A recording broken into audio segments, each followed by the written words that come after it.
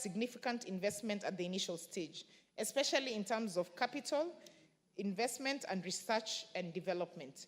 Considering that most people in these ecosystems are youth, there is need to support them and provide incentives, from conceptualizing of their projects to a place where businesses are established, healthy, and running. Therefore, Honorable Speaker, this bill confers on the Cabinet Secretary, without prejudice, the power to make regulations on the exemption of startups from 1, registration fees, protection of intellectual property rights, employment benefits and compensation, relationships between founders and employees, reporting and accountability of startups, and this will go a long way in giving our entrepreneurs the impetus that they need to establish themselves. The bill further amends the Science and Technology Act of 2013 to provide for financial support of technological innovation, representation of startups in the National Research Fund, and allocation of monies to provide for financial support to technological innovation. Honorable Speaker, the bill goes further to set out a criteria for admission into the incubation program, registration of startups, and obligations of startups. This is important to avoid abuse of the system by fraudulent persons trying to circumvent the statutory obligations such as tax and levies. This bill also confers the responsibility of registration and database maintenance on the Kenya National Innovation Agency. This agency, as a state corporation that was established under the Science, Technology, and Innovation Act of 2013, is responsible for coordination, promotion, and regulation of national innovation system. The agency works with stakeholders to promote innovation and enterprise development out of research and ideas, which means supporting the identification, recording, and protection of innovation ideas. Honorable Speaker, just again to give this into context, we all know the story of the Kyondo, which we, as a country, it really took us time to fight back the rights of the naming rights from Japan, because they had named it and done a copyright of Kyondo before we did it in Kenya. And we really struggled to do that. So this is going to enable and ensure that anybody who comes up with an innovative idea, whether in soft or a service or a good, that they will actually be able to have copyrights for their ideas.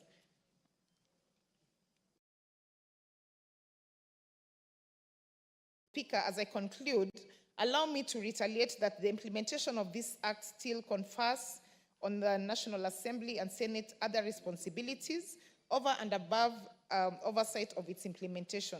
This includes ensuring that both national and counties are adequately funded so as to be able to undertake their responsibility. It is incumbent upon us to pursue for increased allocation to counties as well, so that they can be able to establish incubation programs and auxiliary system services, increase investment in research and development activities undertaken by startups, establish programs for the certification and admission of the incubators through the, for instance, in polytechnics. Honorable Speaker, startups are the vehicles through which innovation spur economic growth. Therefore, promote innovation by creating a favorable environment, anchor on a comprehensive, urge the honorable members of this House to please support us in this particular bill so that we can leave a legacy for the young people of Kenya, that we are enabling them to be able to gain from the innovations that they do have. Honorable Speaker, with that, I do move. I thank you. And I call upon the Honorable Marianne Kaitani to speak.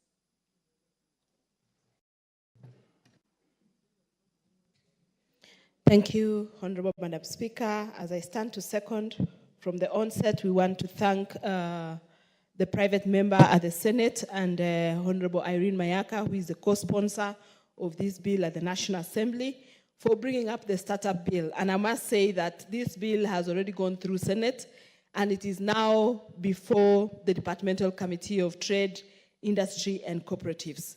It's a private member's bill, and government is also very interested in this bill. And I would like to say that the Ministry of Cooperatives and MSMEs, more specifically the State Department of MSMEs, is also very keen on this startup bill, because the young people who are I may say the cornerstone of this country in terms of development, are left out, especially when it comes to investments and developments. And the reason, Madam Speaker, is because when they go out to start a business, either that business, if it is a beautiful idea, is snatched away from them, or they never get any support at all to be able to grow that idea to a business that can be able to run and work very well. A case in point, and a very good example, Madam Speaker, is the famous and the product we use today called the M-Pesa system. The M-Pesa system was an initiative and an innovation of a young man in this country. And before the young man knew it all, that product had already been taken over by an international company called Vodacom. And before we knew it, it was now a big product that is now being run and managed by Safaricom. The young man who was the inventor of that particular product, if at all, never got any reward for the works that he did. The product that the president launched, the product that the president was talking about today, the celebration of 1 year in service, that is e-Citizen, is a Kenyan product. It's an own Kenyan product. And this particular entity that runs e-Citizen, or the group that runs e-Citizen, are a creation of young people who have thought and used technology to make life easy for us as Kenyans to be able to pay for services that we use to the Kenyan government in an easy and comfortable way. You can actually sit at the comfort of your home and be able to transact with government 24/7. Unlike before, where you used to wait until government offices open between 8 and 5, and by the time you get to a government office, perhaps the officer in charge has hung his coat and gone about his business, and he leaves you there waiting for hours on end, not knowing what time he will turn up to be able to serve you. And you can see that that service has come in handy and is today helping the Kenyan people and the public. So the startup bill that we are looking at here is a bill that, much as it came from Senate and is a private member's bill, government has a lot of interest, and government wants and intends to make amendments to it. And therefore, much as we will support with amendments that will come from government and stakeholders as well, so that everybody comes in and gives input into the startup bill. A few of the objects of the startup bill, as recognized by government, is the recognition of startups. Who is a startup? And is a startup the company that has just started now? Or it could even be a going concern, but they have never been able to grow from where they started. That, again, will be considered as a startup. And in considering these startups, we'll also be considering what we call incubation and how we can incubate or be able to nurture these companies that are startups so that they grow and become real industries that can employ a lot of our youth.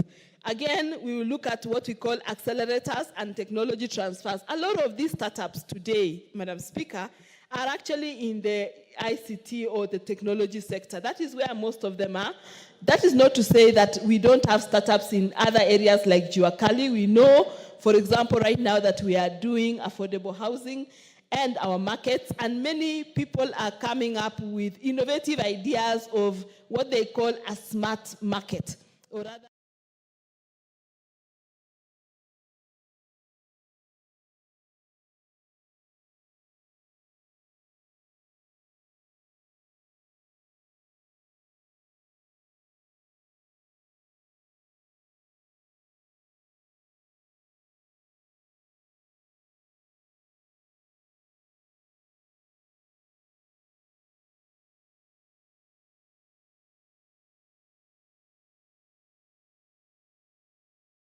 NCIC, I want to agree with the Deputy Speaker, NCIC has indeed failed this country, because that person, the kind of things you're saying is not just against a community, but also against religions, especially the Christians living in Lamu and the coastal region.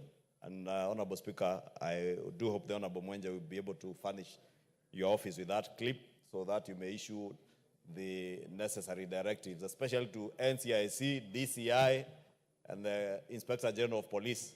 That gentleman should be answering in court, not being discussed in the National Assembly. I think you feel very sweet being discussed by the August House. Honorable Speaker, allow me to read the Thursday statement on behalf of the House Business Committee pursuant to the provision of Standing Order 44.2a. On behalf of the House Business Committee, which met on Monday, 25th November 2024, to prioritize business for consideration during this week. As members will recall, last week the House adopted a motion resolving to hold additional sittings for purposes of considering priority business ahead of the long recess. I therefore want to urge committees to expedite any pending business to enable its conclusion. I also encourage members not to tire in attending the plenary sessions, some of which are extended, so that the House concludes with all that it needs to finish with before we commence the long recess at the end of next week.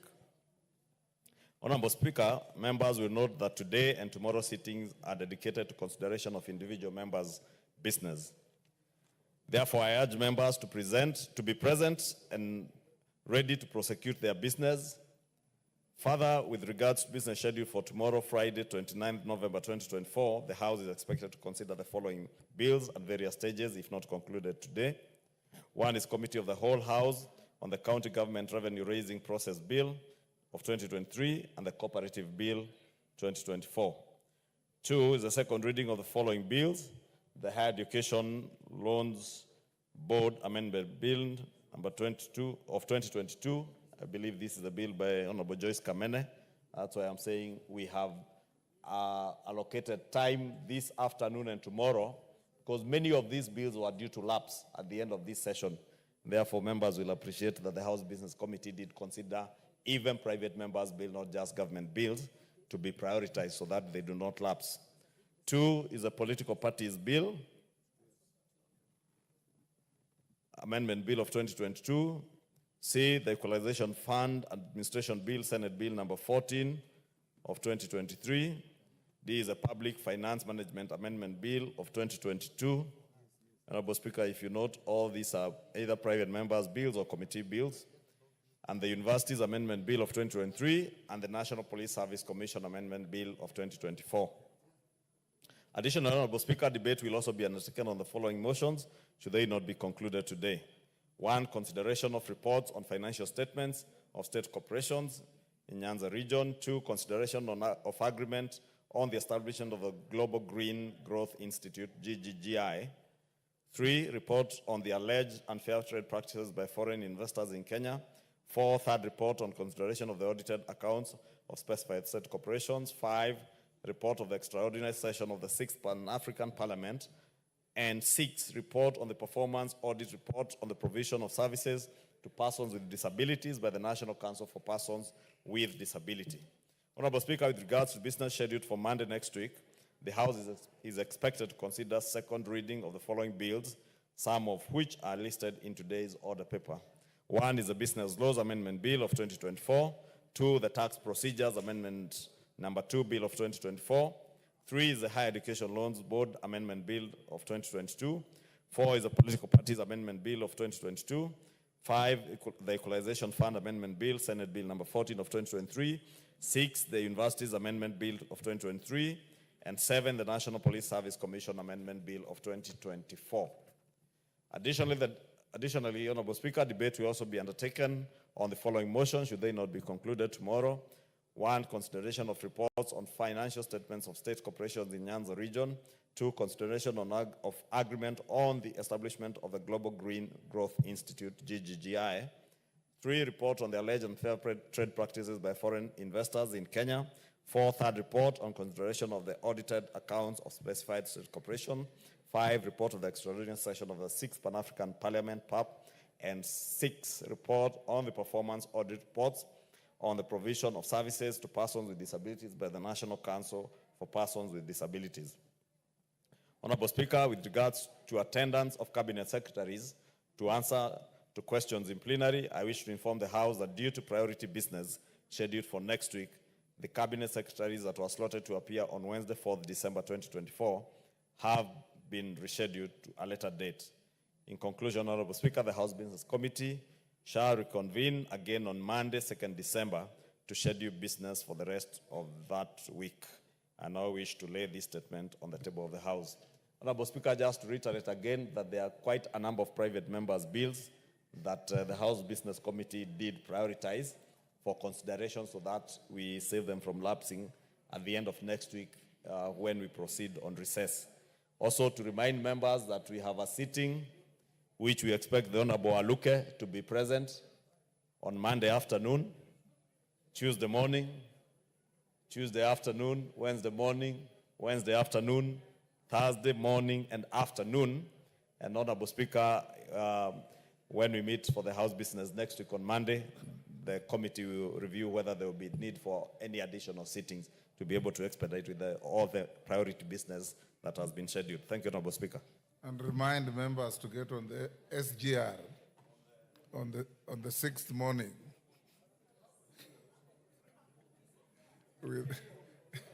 Yes.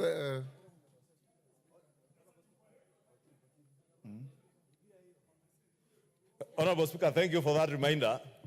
We are prioritizing this business, and even tomorrow, Honorable Aluke, Honorable Member for Kandui, tomorrow morning at 9:30 a.m., there is a sitting, and we expect that you'll be there representing the people of Bungoma. When we finish with this priority business, members, on the 6th of December, as the Speaker has indicated, at 6 a.m., the SGR train to Mombasa will be leaving, and you are all expected to be accompanying the Honorable Speaker on the SGR ride to Mombasa for the Iala Games. Both those who are in the teams, those who are in the dancing team like Millie Odhiambo, and those in the cheering team like Junet Mohammed. Junet? Thank you, Mr. Speaker. Mr. Speaker, I rise to seek your indulgence on a matter, Mr. Speaker, that is of importance, Mr. Speaker. Very high importance, Mr. Speaker. Mr. Speaker, Parliament has been under attack, Mr. Speaker, for quite some time now. From certain quarters, Mr. Speaker, the religious leaders and other groups, Mr. Speaker. Mr. Speaker, we are not here by accident. We are not members of Parliament by accident, Mr. Speaker. We were elected by the people of Kenya, Mr. Speaker. And Mr. Speaker, some of the positions that are sought after in this country, Mr. Speaker, is to be a member of Parliament. Including religious leaders, contest for these positions, Mr. Speaker. During the elections, every constituency has a minimum of 10 to 15 aspirants, Mr. Speaker. Minimum. Some more, 20, 30. There is one in Kisii that had 45 candidates. You can see, Mr. Yes. Speaker, you are right. One in Kisii had 45. But Mr. Speaker, you cannot bastardize a position that has been given by the Constitution and people donating their sovereignty to them, Mr. Speaker, and you say that Parliament is useless, Parliament is captured, Parliament is this and that, Mr. Speaker. Mr. Speaker, just now, this afternoon, this sitting where we are today, we have just passed almost 5 bills, Mr. Speaker, that you read the third reading. Very important. Very important bills. Bills on higher education, bills on finance, Public Finance Management Act. All those bills, Mr. Speaker, are being passed in this House to make the lives of the citizens of this country better, to help the governance of this country, to make the things easier for the Kenyans so that they can get services from the executive, Mr. Speaker. Mr. Speaker, I feel very, very bad when I see members taking, Parliament a joke. Mr. Speaker, Parliament is a very sacred place. It's not a small place, Mr. Speaker. But if there is no Parliament, there is no country. Because there is no taxation without Parliament. Even the executive cannot collect any money, Mr. Speaker, without Parliament. There is no democracy, as the KG has put it.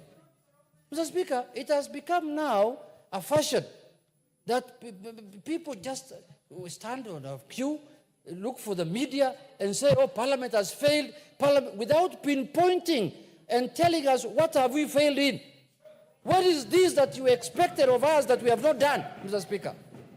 You must hold people accountable with facts.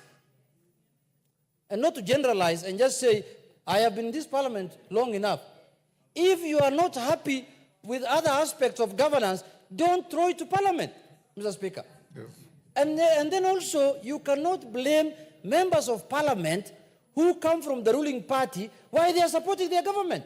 Yes. People have been elected on parties. Yes. People went to be elected on Kenya Kwanza, others went to be elected on Azimio, others went to ODM. Mr. Speaker, you cannot blame a member of parliament from the ruling party. Why is he supporting his government? He made a decision in 2022 to run on that party and to support that government. Mr. Speaker, this is the place we need to speak. If the church can speak in the church, we will also speak in parliament. No, that's the truth of the matter. We are going to speak here. Everybody has a mouth to say, and everybody has a forum to talk.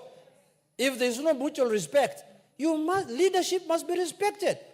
We are speaking on behalf of people. Every member of parliament here has been given mandate by people. Nobody is here invited. Nobody has come here under the invitation of anyone here. Everyone has been elected. Some of the members here, like the women reps, have come here with over 400,000 votes. It's not a joke, Mr. Speaker. People don't know how difficult it is to convince 400,000 people to vote for you. People don't know that, Mr. Speaker. People don't know how difficult it is to wake up people at 5 a.m. in the morning to queue so that they can vote for you, Mr. Speaker. People don't know that. We respect our religious leaders. We respect them so much because they are the people who guide us spiritually. But Mr. Speaker, politics is different from religion. Completely different. If you think there's an issue that you're not happy with, as a leader of another sector, a religious leader, or even whichever leadership you have, address members of parliament with dignity and decorum. Don't belittle them. Don't make it as though they are nobodies. Mr. Speaker, these are serious people who are passing laws in this house. Laws that are going to be used to govern you yourself who are attacking them on TV. So, Mr. Speaker, I want to ask members here to stand up for their rights. The only institution that does not have a union is parliament. Other institutions are defended by the unions, Mr. Speaker. We have now to become 416 union members here. And especially, people like attacking the National Assembly. Mr. Speaker, this National Assembly has passed under your leadership for the last 2 years over 100 bills, which have been assented to by the President, which have become laws, which are helping the country. So, Mr. Speaker, in conclusion, I want to say, let us rise up for our rights. We are not going we are not going to accept this now lying down.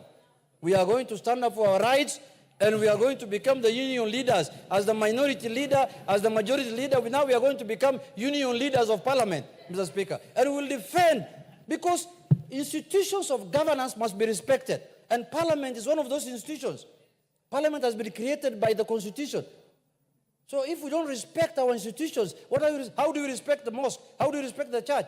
If you're not respecting the institution that is used for governance. With those few remarks, Mr. Speaker, I want to urge people outside there to be respectful. Otherwise, you will know why chicken doesn't have milk. Thank you very much. Honorable members, I will allow you, but I also want to point out the leadership of this House, including Majority Leader, Junet, my able deputy, the whips, the chairman and chairpersons of committees. We assembled in Naivasha for a meeting, a round-table meeting with KEPSA and a meeting of leadership. And one newspaper with wide circulation 2 days ago had a screaming headline that the Speaker of the National Assembly had said that members were stealing money from their bodyguards. And they were purporting to quote the outcome of the meeting where both Junet, Mwenje, Ichungwa, and all of you, Alice, you are. They were even purporting to quote some 3 members of this House as the source of information, even went on to write an editorial to call members every inconceivable name, greedy, and all sorts of things. Far from the truth, because in Chungwa, you know, we were in Naivasha, and there was no discussion of any sort about members. And yours truly here will be the last person to bastardize members of this House, having been here for as many as you can remember. So Junet is right. The Speaker is leaving the chair for another urgent meeting. My able deputy will take the chair and allow members to make comments on that important issue. Deputy Speaker, you can take the chair. Majority Leader, you can have a go. Osoro. Thank you very much, Honorable Speaker. Honorable Speaker, I also rise to support the sentiments and the concerns as raised by the Honorable Junet Mohammed. Honorable Speaker, it is very sad that this House has actually been turned as a punching bag, and people demonize everything about this House. That where we pass laws that pertain to the common man, Honorable Speaker, and that is exactly what we do, which we actually do very, very well every day, and sometimes sitting up to late into the night, Honorable Speaker, the media and even the members of the clergy do not raise concerns. They do not talk about it. But on the issue that touches on the executive, you hear them say that, we haven't had anybody, speak about it in the National Assembly or in the floor of the House, Honorable Speaker. Honorable Speaker, we implore on the members of the public and even the members of the clergy to be watching proceedings of this House. There is no matter of national importance that hasn't passed through this floor, Honorable Speaker, and that hasn't been spoken to, Honorable Speaker. But it is so sad that even on matters that touch on the public concerns, the issues that are so direct to the public people, like today, Honorable Speaker, we are faced with femicide, Honorable Speaker, where women are being killed and young girls are being killed all over. You have not heard the church speak about it, Honorable Speaker. You've not heard the clergy utter a single word about it, Honorable Speaker. I mean, really. But if it was an issue, Honorable Speaker, that touches on the members of the parliament, this House has even created a platform where we are raising concerns about the femicide. We expect the members of the clergy, Honorable Speaker, who are leaders also, to give us accolades and appreciate us and say, at least this House is doing 1, 2, 3 on matters that are, pertain, matters that are affecting the women of this country, Honorable Speaker. But they are not saying, Honorable Speaker, that. I want to invite the members of the clergy in particular, Honorable Speaker, to the good book that they teach.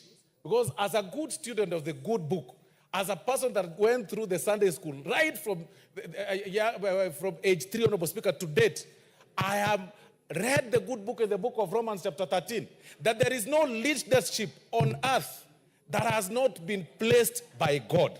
I mean, which God is that you tell us to preach when you can't respect the God that has placed the leadership, Honorable Speaker?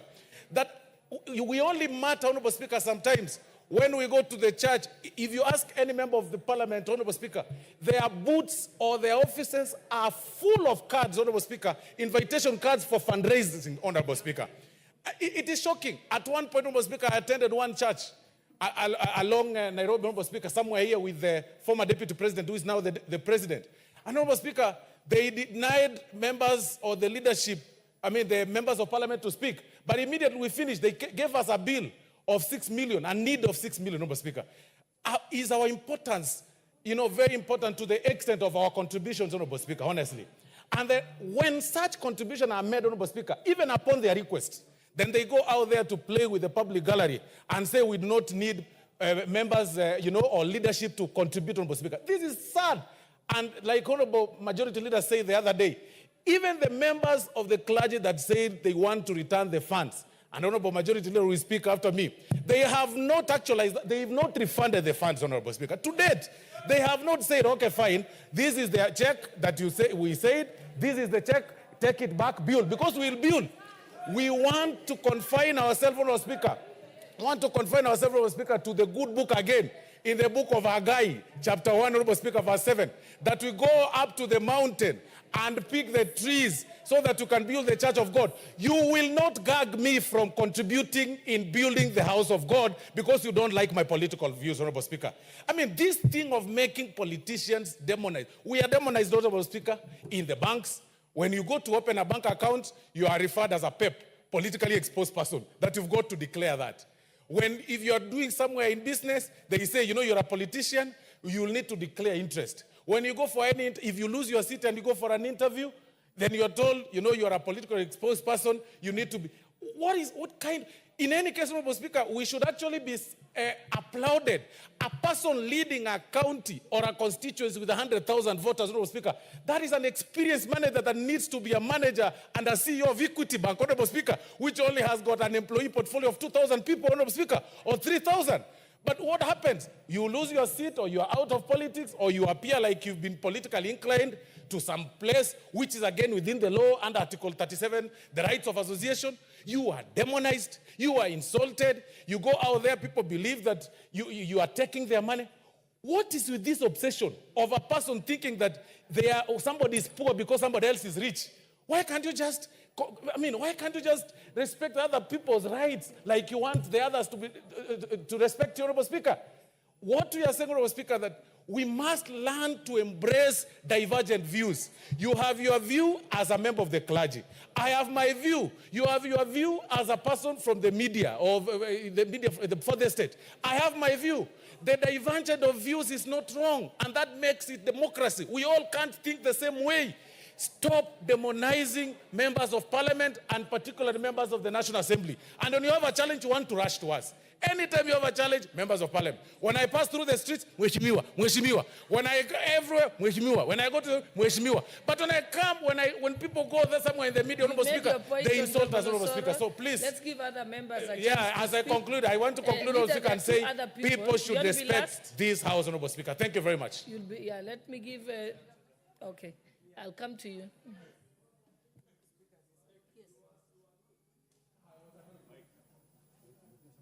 Mike. Thank you, Honorable Speaker.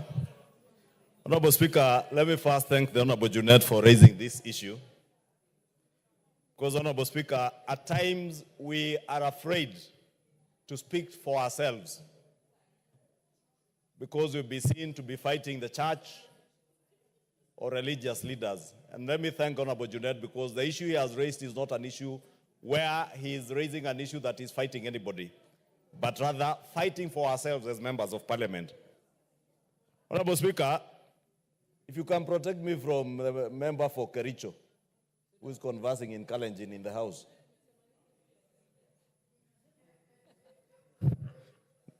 The book of Hebrews, Honorable Speaker, 13:16 says, but to do good and to communicate, forget not. For with such sacrifices God is pleased. Obey them that have the rule over you, and submit yourselves, for they watch for your souls as they that must give account, that they may do it with joy and not with grief, for that is unprofitable for you. That is the word of the Lord.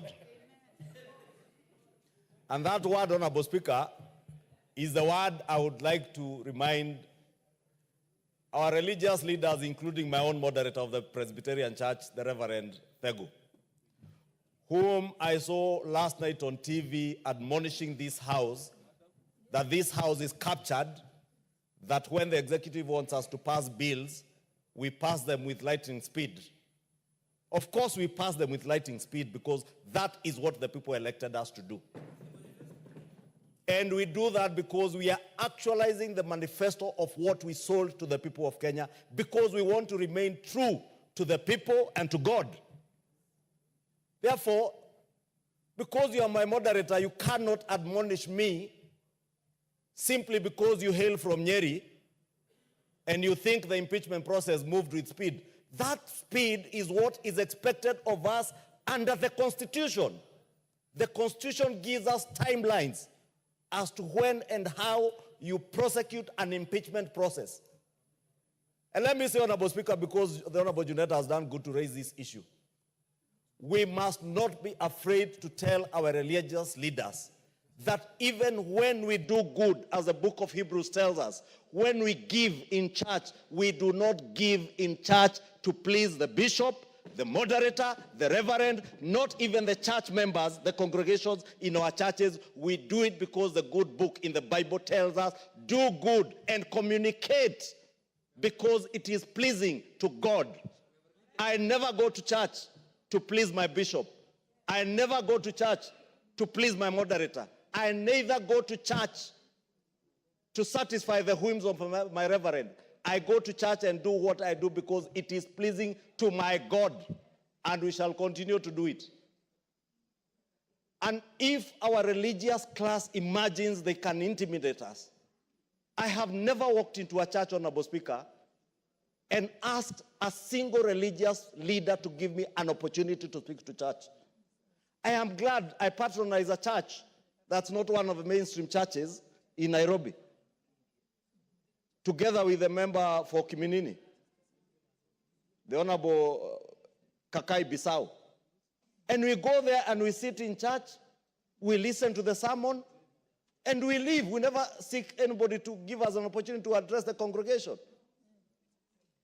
When they are fundraising in church, I have never seen a single politician invite himself to a fundraising in church. But the church leaders must not make it look like we invite ourselves to churches to contribute money. We have many other places we can take this money. Honorable Speaker, it is true what the majority whip is saying. I accompanied the president to Soweto, the Catholic Church in Soweto, in Embakasi East. When we sat to have a cup of tea with the church leadership of that church. They are the ones who sought the president's help and our help, together with that of the governor for Nairobi, to build a house for the father.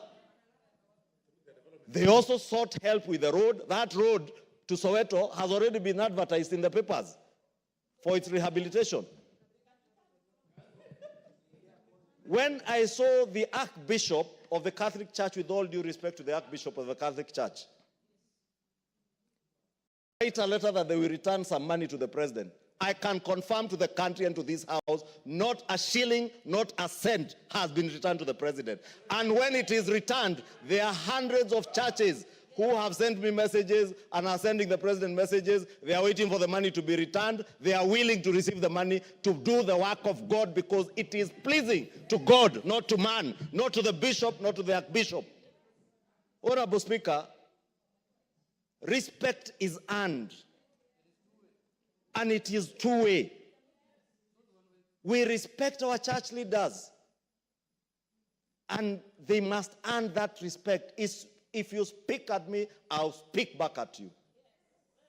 If you respect me, I will respect you back. Honorable Speaker, I had my own moderator of the Presbyterian Church yesterday say things that I would not expect a church leader to say and speak of leaders. Because, again, if you read the book of Romans, it calls Romans 13, I think verse 1 to 4. It calls on everybody to obey authority because there is no authority that is not ordained by God himself. God is not the religious leaders. God anoints religious leaders to serve his people. God anoints political leaders and other secular leaders to lead his people. And we all serve the same people. Therefore, I know we all come from backgrounds.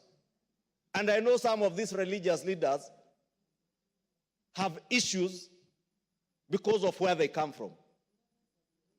But they must divorce their personal feelings from their church work. At times there are things I also want to say because based on where I come from. But I remember I am a leader in this country, a national leader. There are certain things I cannot say or do as a leader. I want to call for that wisdom from our religious leaders. I want to call for them to respect authority as commanded in the Bible. I want them to help this country. Some of the issues that I see them pointing fingers to government on are issues of morality, are issues that they should be dealing with in society. Be it femicide, be it the growing trend of LGBTQs and everything, Honorable Speaker. Be it issues touching on corruption. Actually, it's headed by a bishop. I hear a member saying even the anti-corruption, ethics and anti-corruption commission is headed by a bishop. Yes. And a good bishop for that matter, and we wish him well. But all these societal challenges are challenges of society that we must address them together as leaders, both the political leadership and church leadership, or religious leaders, not just church, even our Muslim leaders. And I want to ask our leadership to work together. We cannot deal with the issues that we have seen, the challenges we have seen with femicide, challenges with our children, without working together. Honorable Speaker,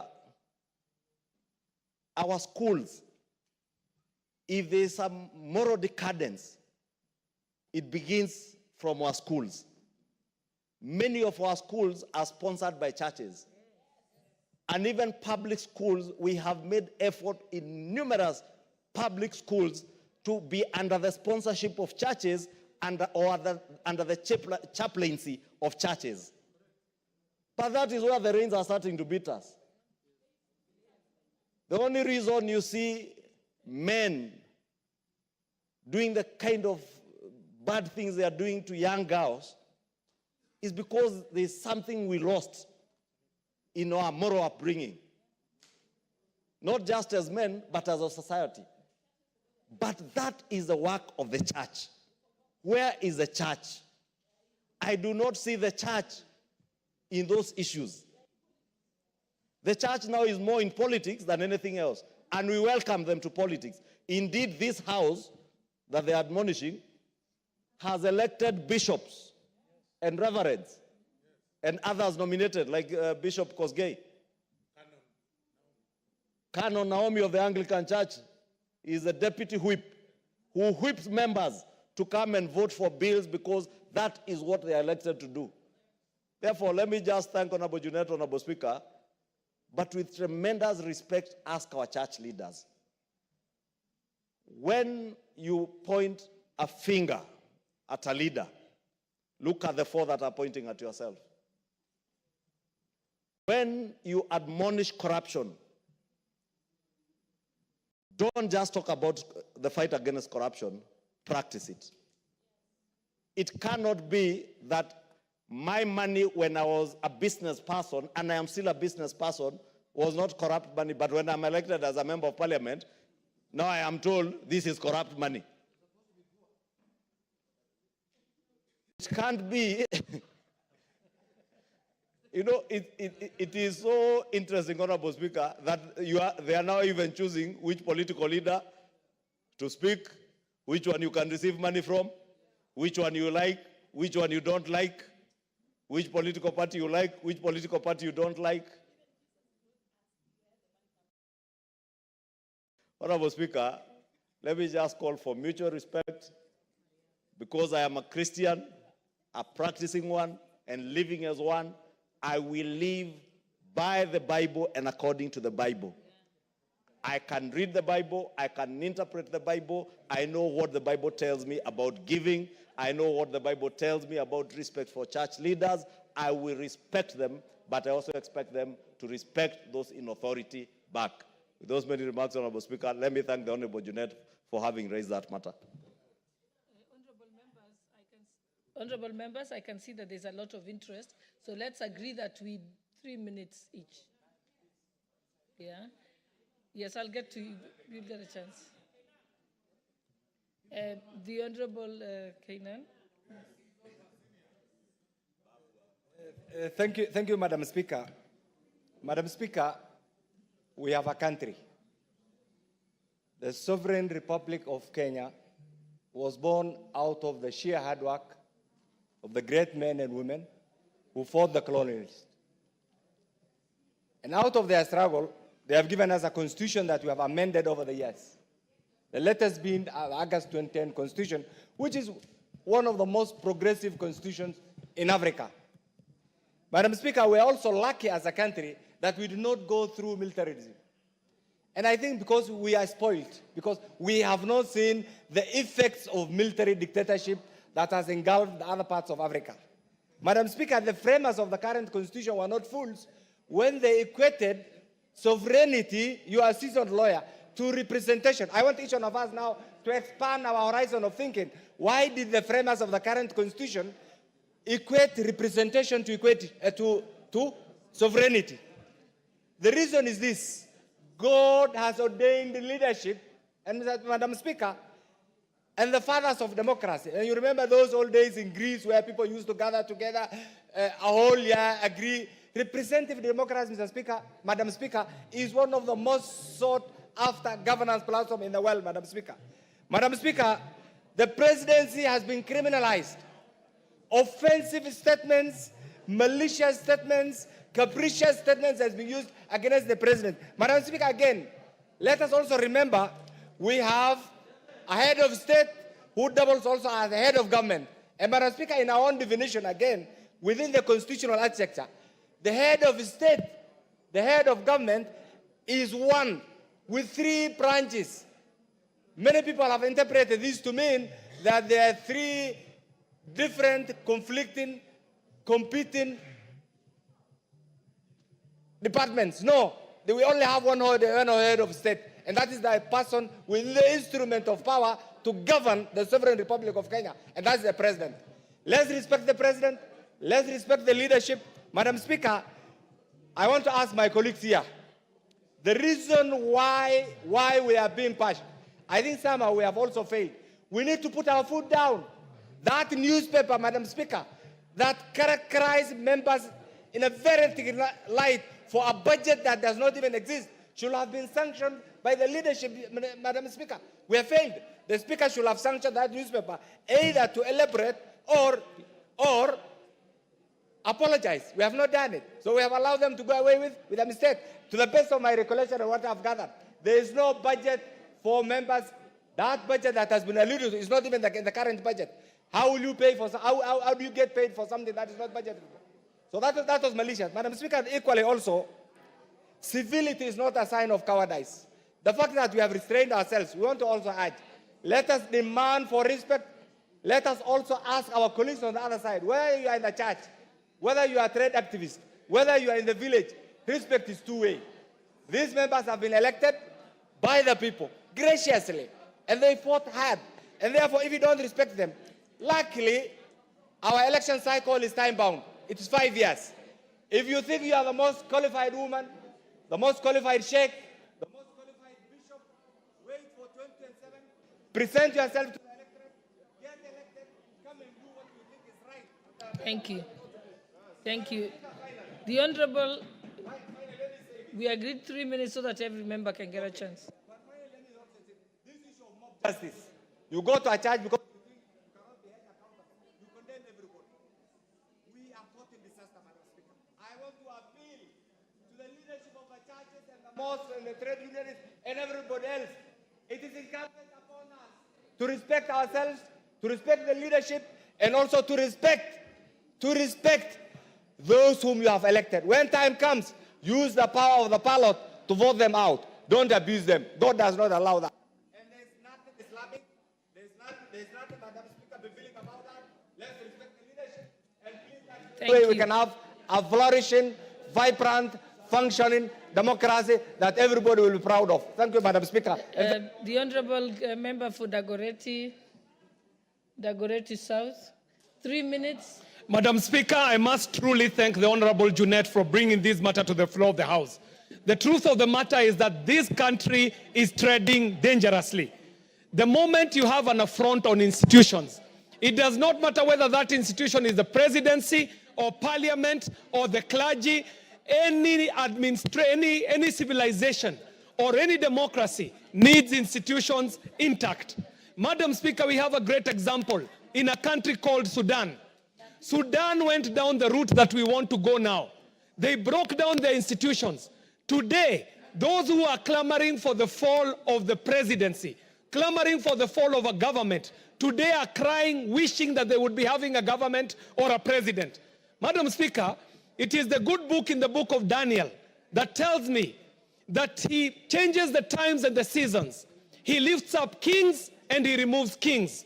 He gives wisdom to those who are wise and knowledge to those who are discerning.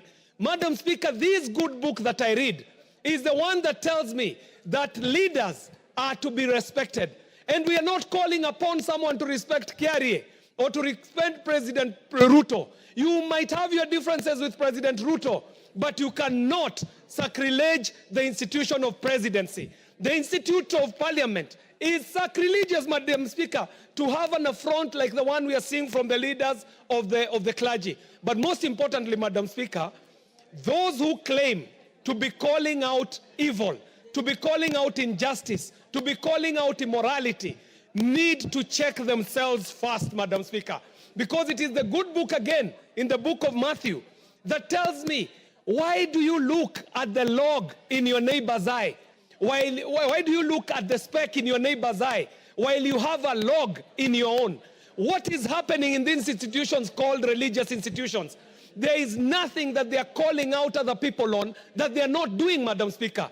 There is immorality in our churches. There is theft and thievery in our churches. There is a lot of evil things that are happening there. So, Madam Speaker, the point here is let the politics be done by politicians and let the clergies be true to the call that they are called to. And it is very clear in the Bible, the place of the religious leader and the place of the political leader. Because we have not traded places. We are not in the altars of churches preaching. In the same way, a preacher cannot be on the platform of politics, politicking. Thank you very much, Madam Speaker. Yeah, the Honorable Member for, Honorable Milio Dhambo, Member for Suba, no? Those who want to contribute, put the intervention button.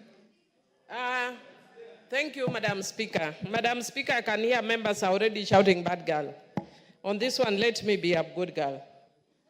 Madam Speaker, even though I listen and hear what my other members are saying, but I actually want to say that there are a few areas where I disagree. When the voice of the church is silent, the nation suffers. And Madam Speaker, I want to say that I agree with the church that they must speak and must call out evil. And it is indeed unfortunate that we find ourselves in a situation where members of parliament can actually be talking back and forth with the church. Did the members of parliament bring this? No. The church brought it upon themselves. And Madam Speaker, they brought it upon themselves that if you look at the last election, the church was very partisan. The church classified my party leader a demon and a devil. And they are not God, because only God knows the heart of man. You told us as the church that President Ruto was ordained by God. When did God unordain him? Or were you listening to yourselves and not to God? This is a very serious issue. The church has a place, a very special place in society. And when you cede that position to politicians, the society loses it. That is why we have femicides, things that the church should address. That is why we have rogue youth talking toxic to politicians. That is why you have people disrespecting others, because the church has decided to take politics ahead of their God-ordained duty. I want to encourage the church leaders to look at Matthew chapter 15, when the Pharisees and the teachers of the law went to confront Jesus and what they told Jesus. Because my time is up, I just want to say that if they look at what is in the book of Matthew, Jesus told them, Matthew chapter 15, they can read all of it, but Jesus told them, these people honor me with their lips, but their hearts are far from me. The church needs to do serious soul searching and bring the country back to its moral and rightful place. Thank you, Honorable Jeanette, for bringing this.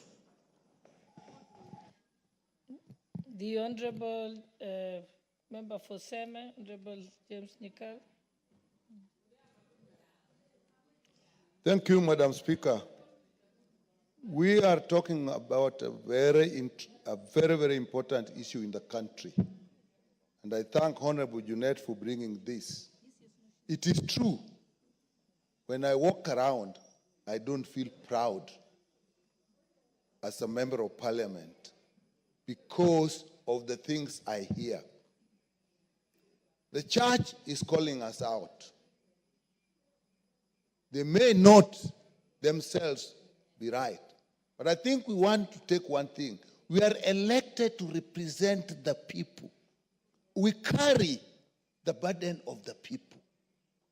Indeed, if a society goes wrong, that same society will appoint at the people it has elected, not realizing that the people may be representing the society as it is. So when we are being called out, there may be something. And as much as we would like to call on the church, I'll end up by saying one thing and suggesting to our leadership two things. Do we have a public relations department that actually looks at the issues and points out what is it that is going on? I think we should engage that. Number two, I think the leadership in this House should actually commission a very serious study and go to the public and find out why is the public feeling as it does about us. When those facts are available, we, as representative people, as leaders, must face them squarely and address them. I don't think we are angels. And instead of bashing the church publicly, loudly like this, we should also look at ourselves. I think both sides of the society, there's a problem. We should look at ourselves, the church should look at themselves and find out. And as leaders, it is our duty to lead in this process and find out why the church is talking as it is talking about us and face those issues that we'll find out. Thank you, Madam Speaker. The Honorable Sabina Chege. Thank you, Madam Speaker. And I want to thank Honorable Jeanette for bringing that motion. And I concur with many things that I don't want to repeat what my colleagues have said. But Madam Speaker, I want to say something here that maybe no one has said. That this House also deserves to respect itself. Madam Speaker, we have had our own colleagues going out there, accusing us on all sorts of manner of things. And Madam Speaker, I have not seen anything happening to those members. I want to call upon the Speaker of this House, and I would have loved to speak when he was here, that it is time to crack the whip. Madam Speaker, we have had members of this House going to the same churches, and I respect the church so much, and we are all members of different churches, so we do not disrespect the religious leaders. But they have gone on the same altar. They have lied. They have said members of this House have been given money. They have written, and my friend Koibori was here, and he ran away when I told him I actually want to name him here. And Madam Speaker, we have Powers and Privilege Committee. We have not seen them cracking the whip. Madam Speaker, last Sunday, which is very unfortunate, there were people who also had gone to our village. And on the same platform, in a church forum, I heard they are not members of this House, they are our colleagues in the Senate, claiming that they were given a certain amount of money, 20 million Kenya shillings, to impeach the Deputy President. Madam Speaker, why are we allowing the public to disrespect us? We are the same people who are going out there, telling lies about this House, then we complain when we are disrespected. I would urge, Madam Speaker, that members of this House, because there is a trend that they go, somebody just want to become popular, or they just want to be clapped for, so they will use this House to go and talk about things that have not happened here, and nothing happens to them. Madam Speaker, I want to say once again, it is time for the Speaker of this House to crack the whip. Let people who are lying and giving false accusation about this House be brought to book. If one of them a step is taken, Madam Speaker, I'm very sure the perception will change. Let us not go and dress ourselves out there, then we come here and cry about what the other people think about us. There's something called perception. Madam Speaker, we must clear how the outsiders, the eye of outsiders, perceive Parliament. I submit, Madam Speaker. The Honorable Alice Nganga, member for Thika Town. Thank you, Honorable Speaker. We all know when the church and the state work together, there is development. But when we start now calling each other's name, then things don't work the way they are supposed to work. I can tell you, Madam Speaker, we were in Naivasha last week, and I was quoted by the papers that there are some words that I stated when we were in Naivasha, and in all the media houses, the entire morning, it was about Addis Nganga said this, Addis Nganga talked about allowances. And I know that one is not true, but according to the people who are listening to what the papers are saying or what the media is saying, they believe whatever that was said is correct. As for what is going on to the churches, Honorable Speaker, I feel very bad, and especially when we are told not to go and give in the church. And myself, I am a believer. I believe in God. I believe in Jesus Christ. But when I am told I am not supposed to go to church and give, and Romans 6:38 says, you give and it will be given to you, good measure, pressed down, shaken together, and running over will be put into your bosom.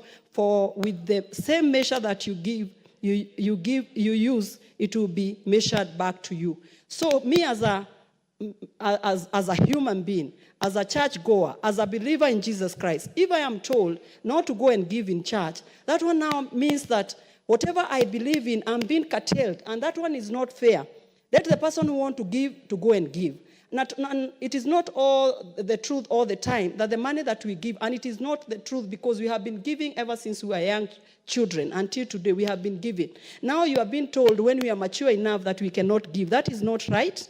And I want to say this. It is wrong when you tell the members of Parliament, we have families, we have homes, we have values, we have morals. So when we are being told that we cannot give in church, we cannot participate in church because maybe something has happened at the floor of the house. When we come here, we are doing what we are elected to do, to pass laws. Whether they favor you or you are happy with them or not, that is not in your position to tell me that I should not go to church. It is wrong to tell members of Parliament they should not visit church. It is very wrong, and let our God only be the judge, not a human being. You know, the Bible says that accursed is a person who put their trust in a man. We should all put our trust in God and God alone. Even the prophecies that are going across, they are being prophesied for members of Parliament. I should tell them, please don't believe in those prophecies. Just trust in your God. Just trust with your prayers. Keep on praying. Our God will be the judge at the end of the day. Thank you very much. I think lastly, let me give the Honorable Member for Bamachoge Chache. Thank you, Madam Speaker. Let me also give a voice on this important debate. Personally, I'm a son of a pastor. It's so sad that churches are mixing ideas like politicians. If you cannot differentiate between a church and a politician, then this country will be doomed. Let me give you an example. It's so sad and unfortunate that you find the government may be having mistakes, which is very normal. Government is composed by human beings. In the church, we believe that clergy people are preaching what God has sent them to do. And the same Bible categorically says, you must forgive your neighbor 70 times 7 in a day. That's several times in one day. Now I'm wondering, If churches are accusing, pointing fingers on politicians, pointing fingers on the president, pointing fingers to everybody, then whom are we supposed to run to? Remember, the church was meant as a solace for people having problems. It's a region whereby people should be going there for forgiveness. Churches, for example, fathers, they pray for other believers, presenting their cases to God. We cannot mix darkness and light. You cannot mix water and paraffin. They will never be mixed. That means we should differentiate categorically that we should stand as Christians and the sons of God to portray the image of God. This is the time we should tell the clergy that it's high time. If there is a problem facing the country, they are not supposed to point fingers to the government. They should go to the mountain and pray God to make things happen in the right way. Because if now the clergy is coming back to the nation crying and the government is crying, then what's the way forward? Let's do the right thing and know that God is not human being. You cannot charge any human. You have no right to charge another human being. All of us, we breathe one air, we breathe oxygen, given by free, given by God. This God we worship. Politicians, we do make mistakes. Politicians, we have a lot of propagandas. Politicians, we are tainted in every day, every night. You are accused of something you have never done, you never do them. But again, you find churches whereby we are supposed to go to the church, pray for forgiveness, pray that God will assist us, repent our sins. The same churches doing politics as the same politicians. So unfortunate, and I want, because of time, to say that The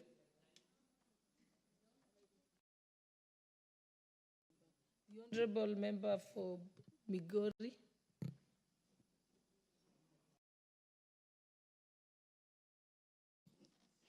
Thank you, Madam Speaker, for this opportunity. Madam Speaker, I want to talk to the media and remind them that they don't have another country called media. Their country is Kenya. And for their memory, because they should be having this in their records, 2007 started as a result of recklessness. And if we continue like this, we might end up there, or even worse than that. So I want to tell our media houses, we love you, we watch you, and we promote you more, because our business is what you do every day. I mean, without a politician giving some speech somewhere, then media has nothing to report. And anybody who watches from Migori would rush to a particular media house because they've seen Fatuma being aired.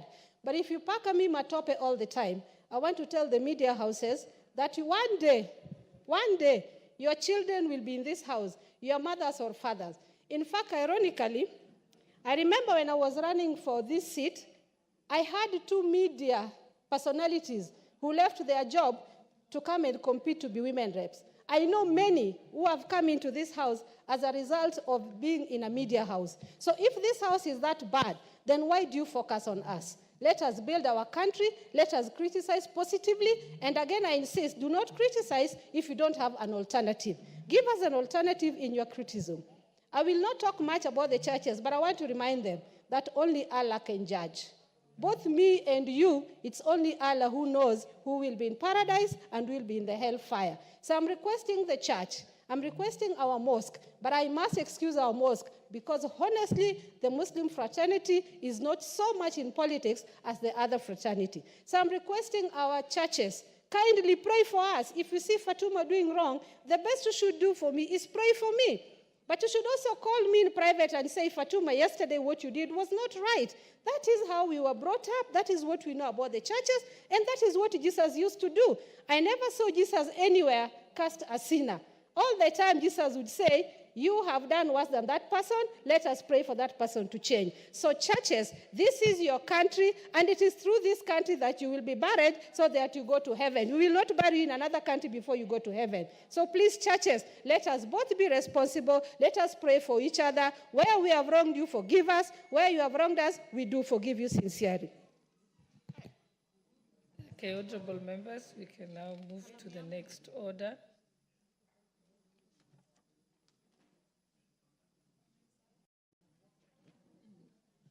Order number 12, motion. Consideration of reports on financial statements of state corporations, Nyanza region. Resumption of debate.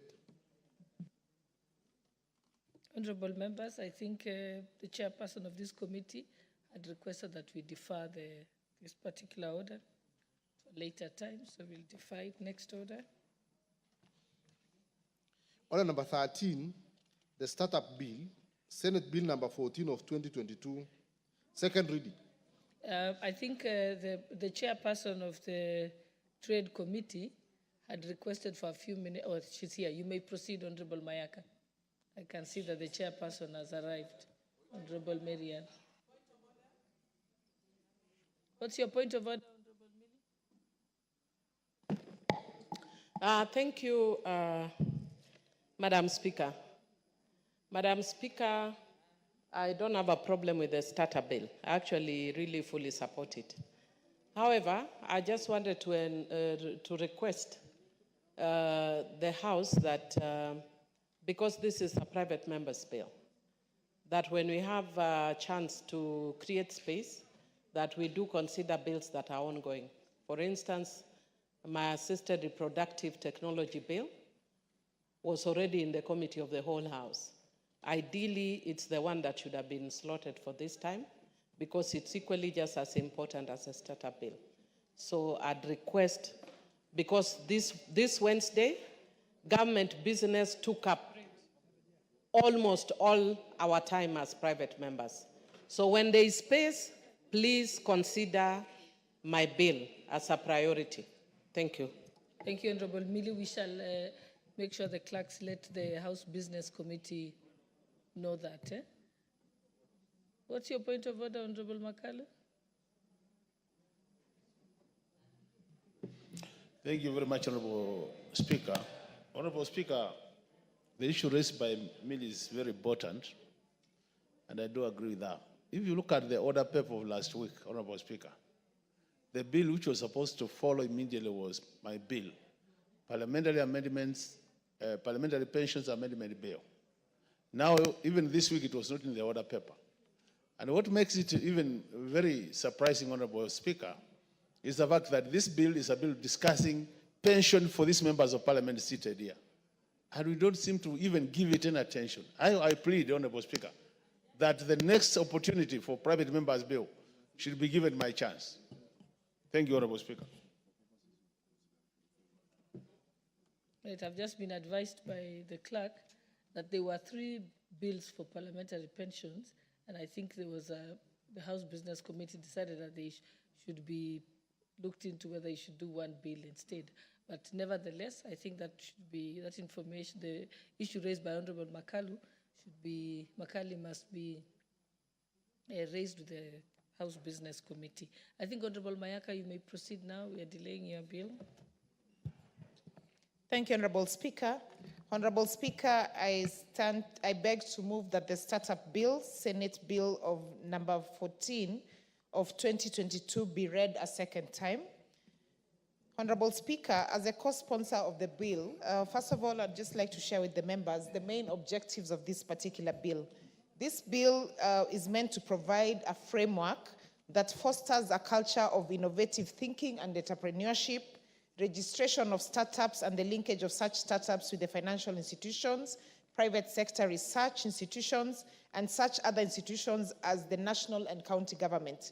It also is meant to facilitate investment in and the provision of fiscal and non-fiscal supports to startups in Kenya, promote an enabling environment for the establishment, development, conduct of business and regulations of startups, establishment of incubation facilities at the national and county levels and government, and monitoring and evaluation of the legal and regulatory frameworks and the mechanism put in place to encourage the development of startups.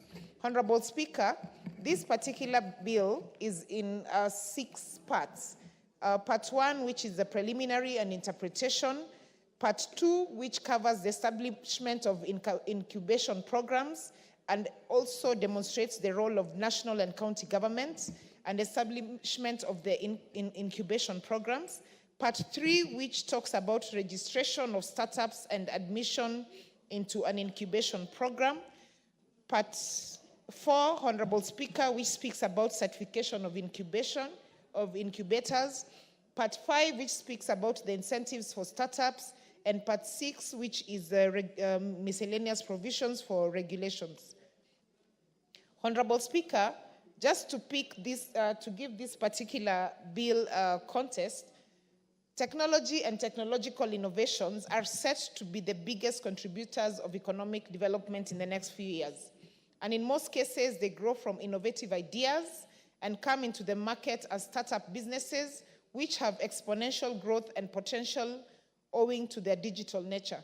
And Honorable Speaker, the reason for this particular, what motivated this particular bill by myself and the co-sponsor, the Senator Crystal Asige, is that it actually is meant to especially focus on the young people of this country who, because of the nature of expecting to get employed, we do not have so many opportunities. So for us, this is actually an encouragement for them to start up their own businesses and actually become employers themselves. Currently, startups provide rich entrepreneurship avenues, especially to the young people, thus empowering them to source local talent and in turn reduce unemployment. They also contribute to the growth and the collaboration between professionals with various backgrounds, the continual development of the cities and localities where they are established, and encourage creativity and ingenuity, thus contributing to the overall economic growth of our country. Honorable Speaker, reports show that 92% of Africa's investment in tech is won by just 4 countries. That is Nigeria, Egypt, South Africa, and Kenya.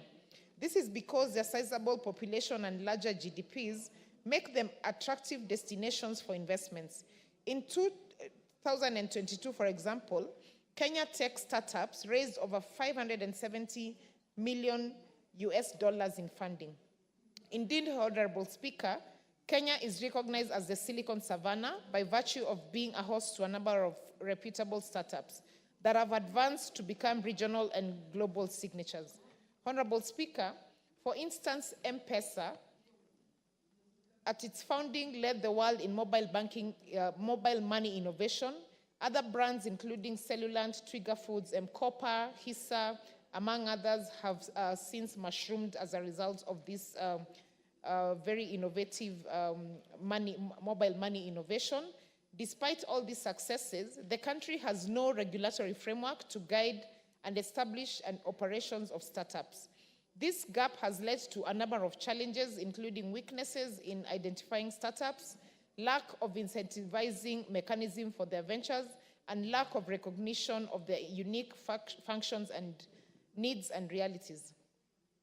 Honorable Speaker, the executive has pronounced itself as committed to being that this startup bill is enacted, recognizing that the African youth needs the digital skills, access to technology and markets that are essential if they are to thrive in an increasingly digital global economy.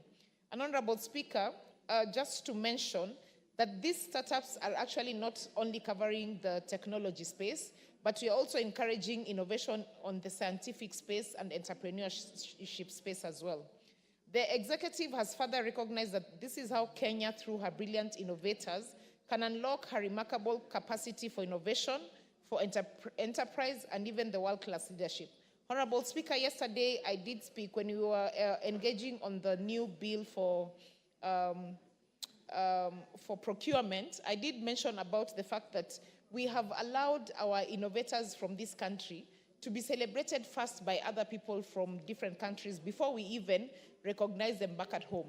And Honorable Speaker, this is just one of the ways that is going to ensure that the innovators mushrooming from our country are actually recognized and that they're actually given guidelines to be able to set up the businesses that they innovate in a proper manner. Honorable Speaker, it is useful to note that a number of countries have enacted their own legislative frameworks for startups. In a number of these countries, startups acts include an amalgamation of policies intended to increase the incentives for young people to start new ventures and encourage investors and lenders to support their budding entrepreneurs. In Tunisia and Senegal, for example, Their policies are part of their broader government strategies to position their countries as innovative hubs by leveraging the emerging tech scene to improve economic development. Honorable Speaker, again, now that we have done the necessary amendments to the Public Disposable and Procurement Act, this will actually also just enable a lot of young people, a lot of local farms, a lot of innovators to be able to have opportunities, especially now that we have said that the threshold of 1 billion and below should actually be given to local farms and not foreign farms. So this is a very timely bill that is going to work hand in hand with that particular bill. Honorable Speaker, Tunisia's Startup Act provides for, among other factors, state salaries for up to 3 founders per company during the first year of operation, also generous tax breaks, startup grants, fast track of licenses for registration documents, and increased state support to cover patent licenses.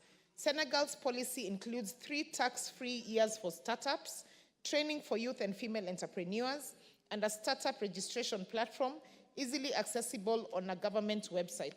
And here in Kenya, we are also proposing for tax holidays for the same. And you will recall, Honorable Speaker, that one of the pledges in the Azimio manifesto that the Right Honorable Raila Odinga had really advocated for was that the young people who have startups should actually be given tax holidays for them to be able to catch up and be able to integrate themselves into the business space. In India, in 2016, the government launched the Startup Action Plan, which was dubbed the Startup Indian Initiative. Its objective was to address aspects of the startup ecosystem and as a support framework for innovative entrepreneurs.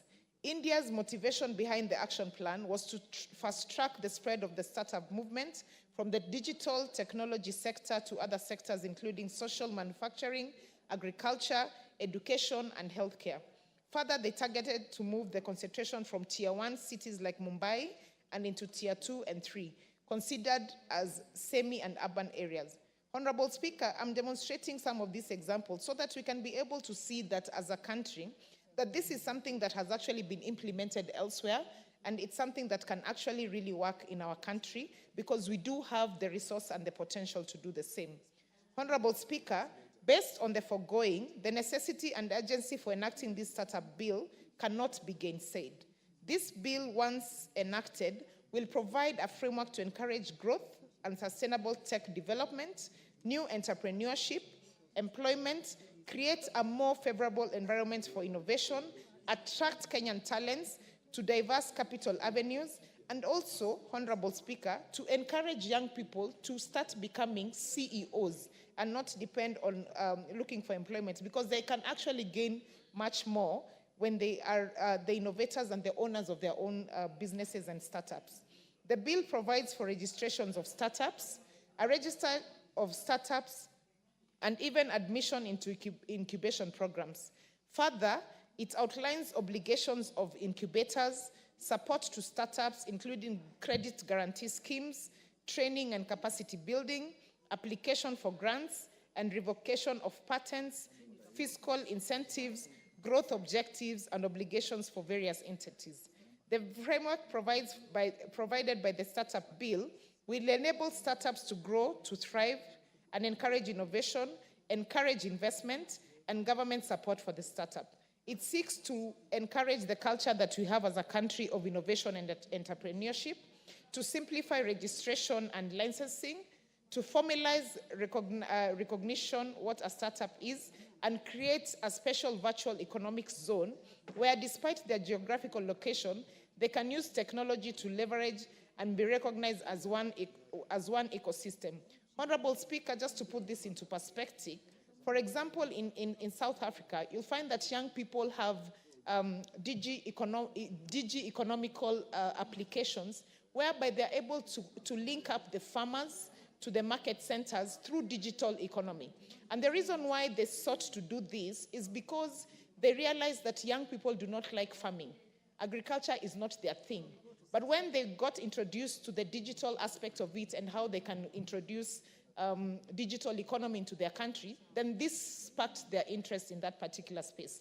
So, Honorable Speaker, this again could be a very exciting innovation in the agricultural space for our young people, because as we know, we do have counties that are agriculture-based, and this would really benefit the young people from there.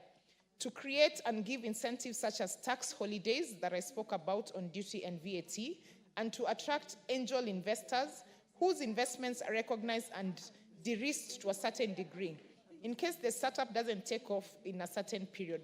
What do we mean by angel investors, Honorable Speaker? These are people who actually believe or buy an idea that a young innovator has, and they would really like to invest in it, but they do not have the right framework to be able to do this. So this particular bill is going to enable angel investors and people who really believe in the dreams of young people to be able to invest in them. Honorable Speaker, pursuant to Article 96 of the Constitution, the Senate, where this bill was initiated from, is tasked with the role of protecting the interest of counties. And you'll note that in this particular bill, it also quite outlines the role of both national and county governments in their role, especially in registrations of startups.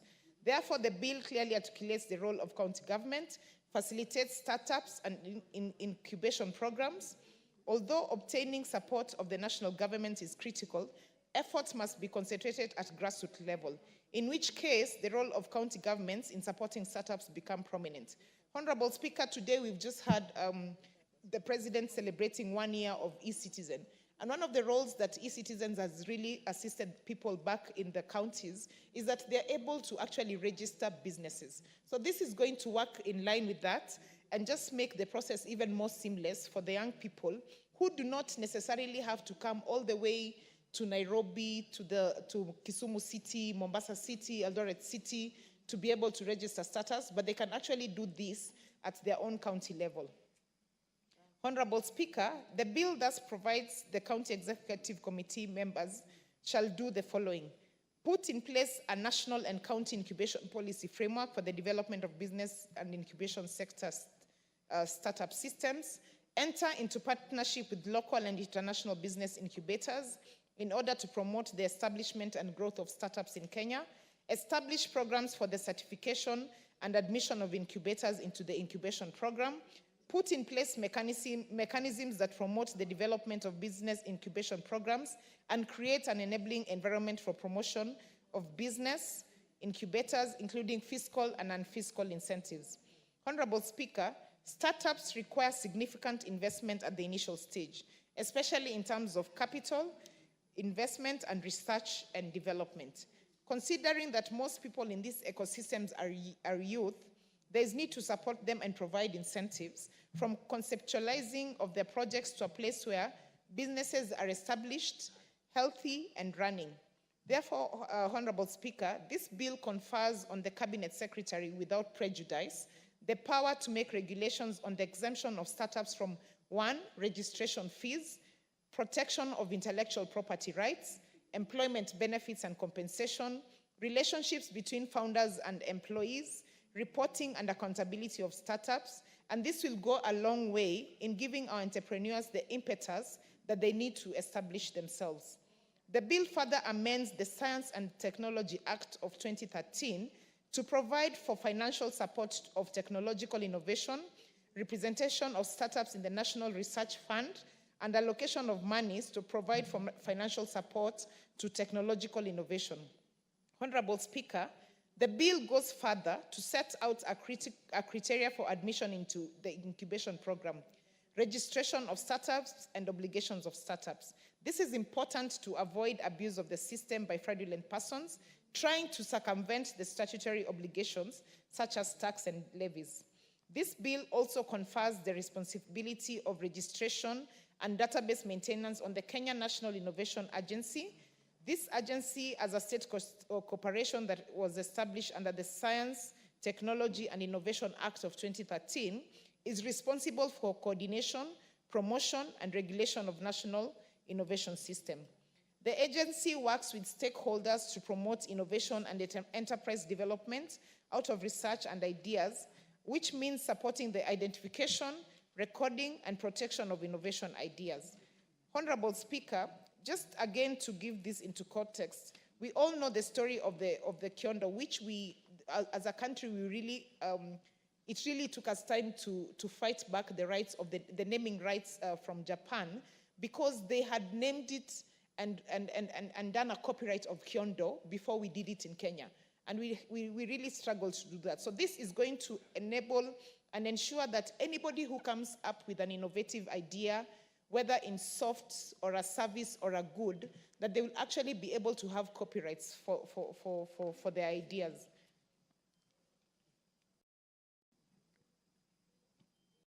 Honorable Speaker, as I conclude, allow me to reiterate that the implementation of this act still confers on the National Assembly and Senate other responsibilities over and above oversight of its implementation. This includes ensuring that both national and counties are adequately funded so as to be able to undertake their responsibility.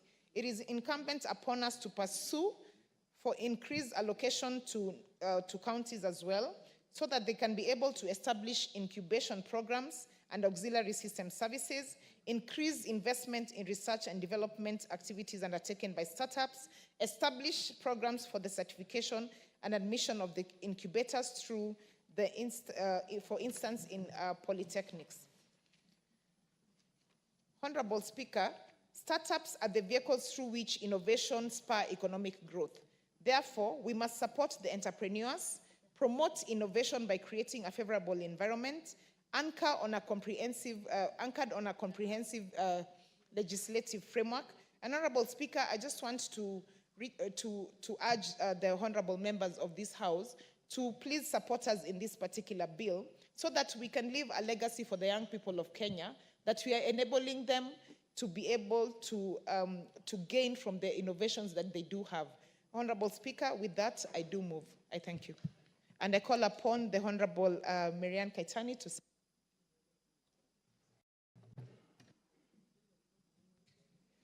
Thank you, Honorable Madam Speaker. As I stand to second, from the onset, we want to thank the private member at the Senate and Honorable Irene Mayaka, who is the co-sponsor of this bill at the National Assembly, for bringing up the startup bill. And I must say that this bill has already gone through Senate, and it is now before the Departmental Committee of Trade, Industry, and Cooperatives.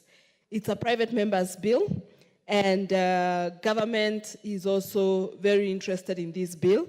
And I would like to say that the Ministry of Cooperatives and MSMEs, more specifically the State Department of MSMEs, is also very keen on this startup bill, because the young people who are I may say the cornerstone of this country in terms of development are left out, especially when it comes to investments and developments. And the reason, Madam Speaker, is because when they go out to start a business, either that business, if it is a beautiful idea, is snatched away from them, or they never get any support at all to be able to grow that idea to a business that can be able to run and work very well.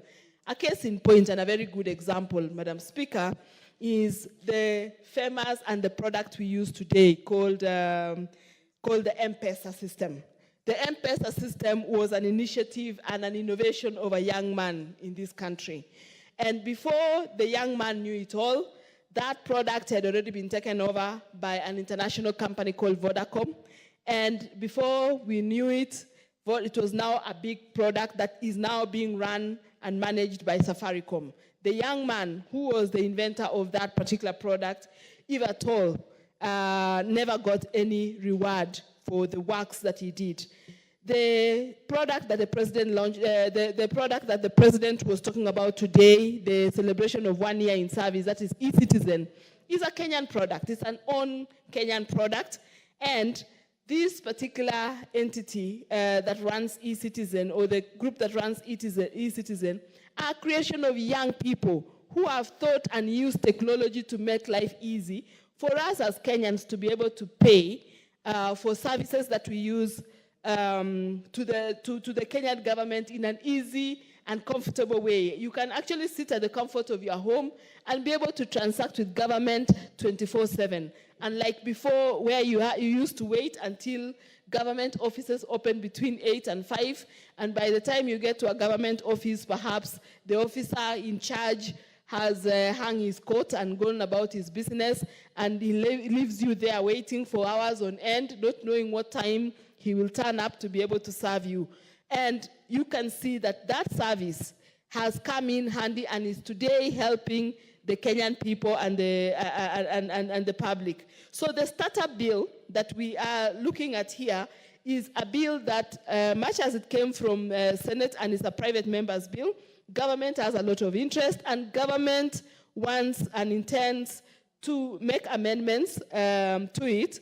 And therefore, much as we will support with amendments that will come from government and stakeholders as well, so that everybody comes in and gives input into the startup bill. A few of the objects of the startup bill, as recognized by government, is the recognition of startups. Who is a startup? And is a startup the company that has just started now?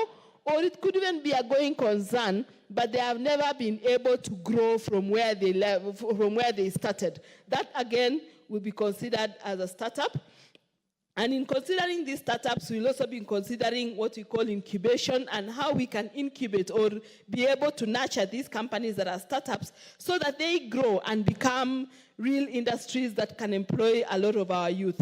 Again, we will look at what we call accelerators and technology transfers. A lot of these startups today, Madam Speaker, are actually in the ICT or the technology sector. That is where most of them are. That is not to say that we don't have startups in other areas like Juakali. We know, for example, right now that we are doing affordable housing and our markets, and many people are coming up with innovative ideas of what they call a smart market, or rather equipment that is put in the already constructed market that will make life easy for the traders or the mamambogas who are going to trade in the markets. And all that is innovation from our young people who, if not taken care of, someone may decide to take up their innovation, and because they are big, they now muscle their way out and take the businesses and the ideas from these young people, leaving them with nothing to be able to hold on to, and nobody to also be able to support for them. So basically, the objects of the bill will be to recognize these startups, establish, develop, and support growth of these startups so that there is a growth plan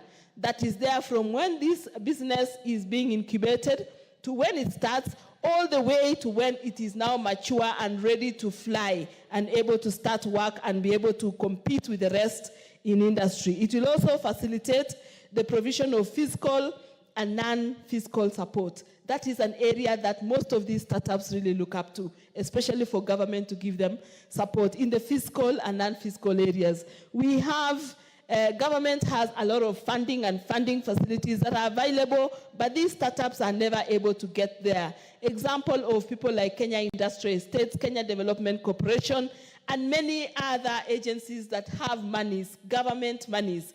But these startups are not able to access these funds at affordable rates, because when you go to KIE, they still require you to put in to put in collateral, and many of these startups and many of these young people don't even have collateral. The only thing they have is the phone they have, that is where they are doing their technological innovations, or just the brain that they have, and that cannot be collateral in the name that can be used by these entities. So these startups will be supported for such kind of support. It will also help in catalyzing the growth of Kenya's startups, because we find that many industries, many companies, many parts of the world, like in China, Vietnam, many startups have actually grown to become big businesses. We know countries that have actually grown, like Singapore. They grew from small startups, today they are big companies, and because they were able to support young business entrepreneurs to grow their businesses. Even the product we know of today, Samsung, which is the phones we have, we know of Apple. If you listen to their stories, Microsoft, you listen to their stories, they all started up from a bedroom in a university as a startup. And because of the support and environment that was provided to them, they were able to grow to today being the blue chip companies that we know about. The bill also will help in getting private sector to come in and help in such startups. And in that process, these same private sectors who are coming in to help startups will also give the startups, they will also get incentives. They will be incentivized to be able to create or to be able to give businesses to support the startups. An example I have seen in one of the medias in the US before is something called Shark Tank. I think many of us have watched Shark Tank, and you see how entrepreneurs or business investors come in to listen to ideas of young people, and when they like the idea, they pick it up, and when they pick it up, they now get incentives for supporting those young people, because everybody always requires, especially in a startup, you require someone to hold your hand until you are strong enough to be able to walk alone. So some of the other issues is linkages of these startups to financial institutions.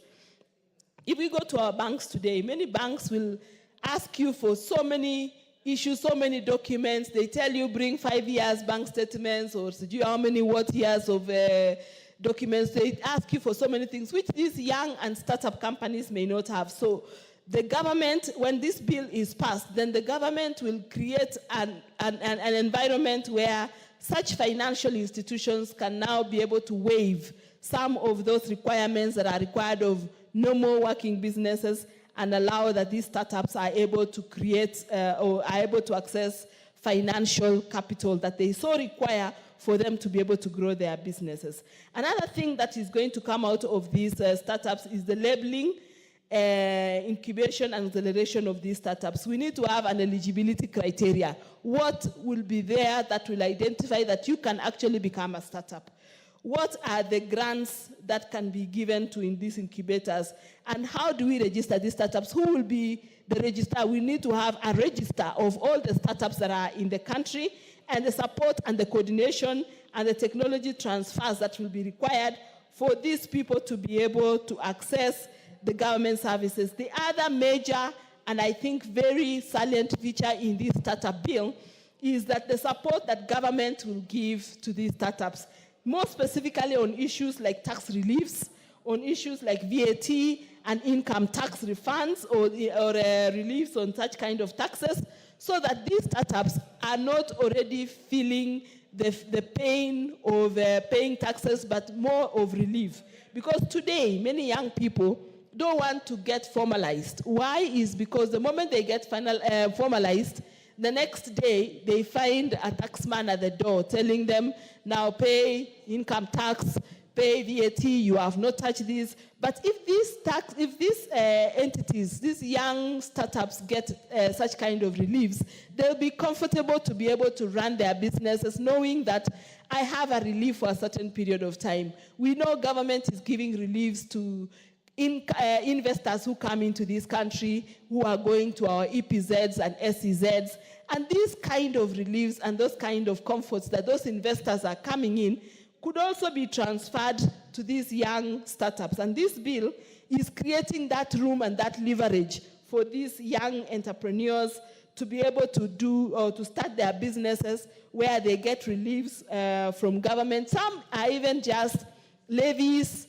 and levies that come from certain taxes. They could even be relieved maybe from even a levy from maybe the county council levy and all those kind of levies. So there is a lot of stuff that is going to come from the startup bill, and there are some miscellaneous provisions that are also being provided in this bill, like data protection and patenting. Many of these young people don't even know the process of how to get their products to be patented and data protection, and therefore with the government support they will be able to get their products or their services patented and their data protected. And this could not come any sooner than it has right now. We are aware that the government of Kenya and the president himself has decided to have incubation centers for startups and for young people in his office. We heard him state that yesterday.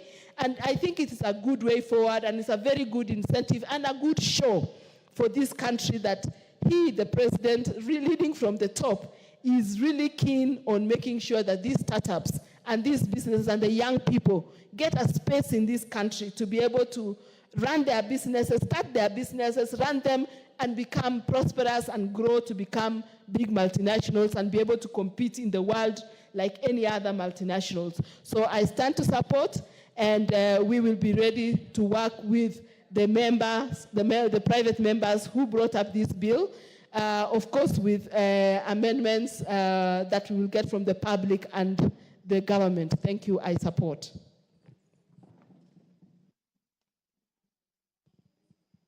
A second. You can go, please go on record. Sorry, I forgot. I stand to second this bill. Thank you. Thank you very much, honorable members. I now propose the question, which is that the startup bill, Senate Bill number 14 of 2022, be now read a second time. The Honorable Millie Odhiambo. No, you still have time to speak. Thank you, Madam Speaker. Madam Speaker, I just wish to inform the members that we are just starting, so you still have time to speak. Madam Speaker, I want to congratulate Honorable Crystal Asige and Honorable Rene Mayaka for co-sponsoring this important bill.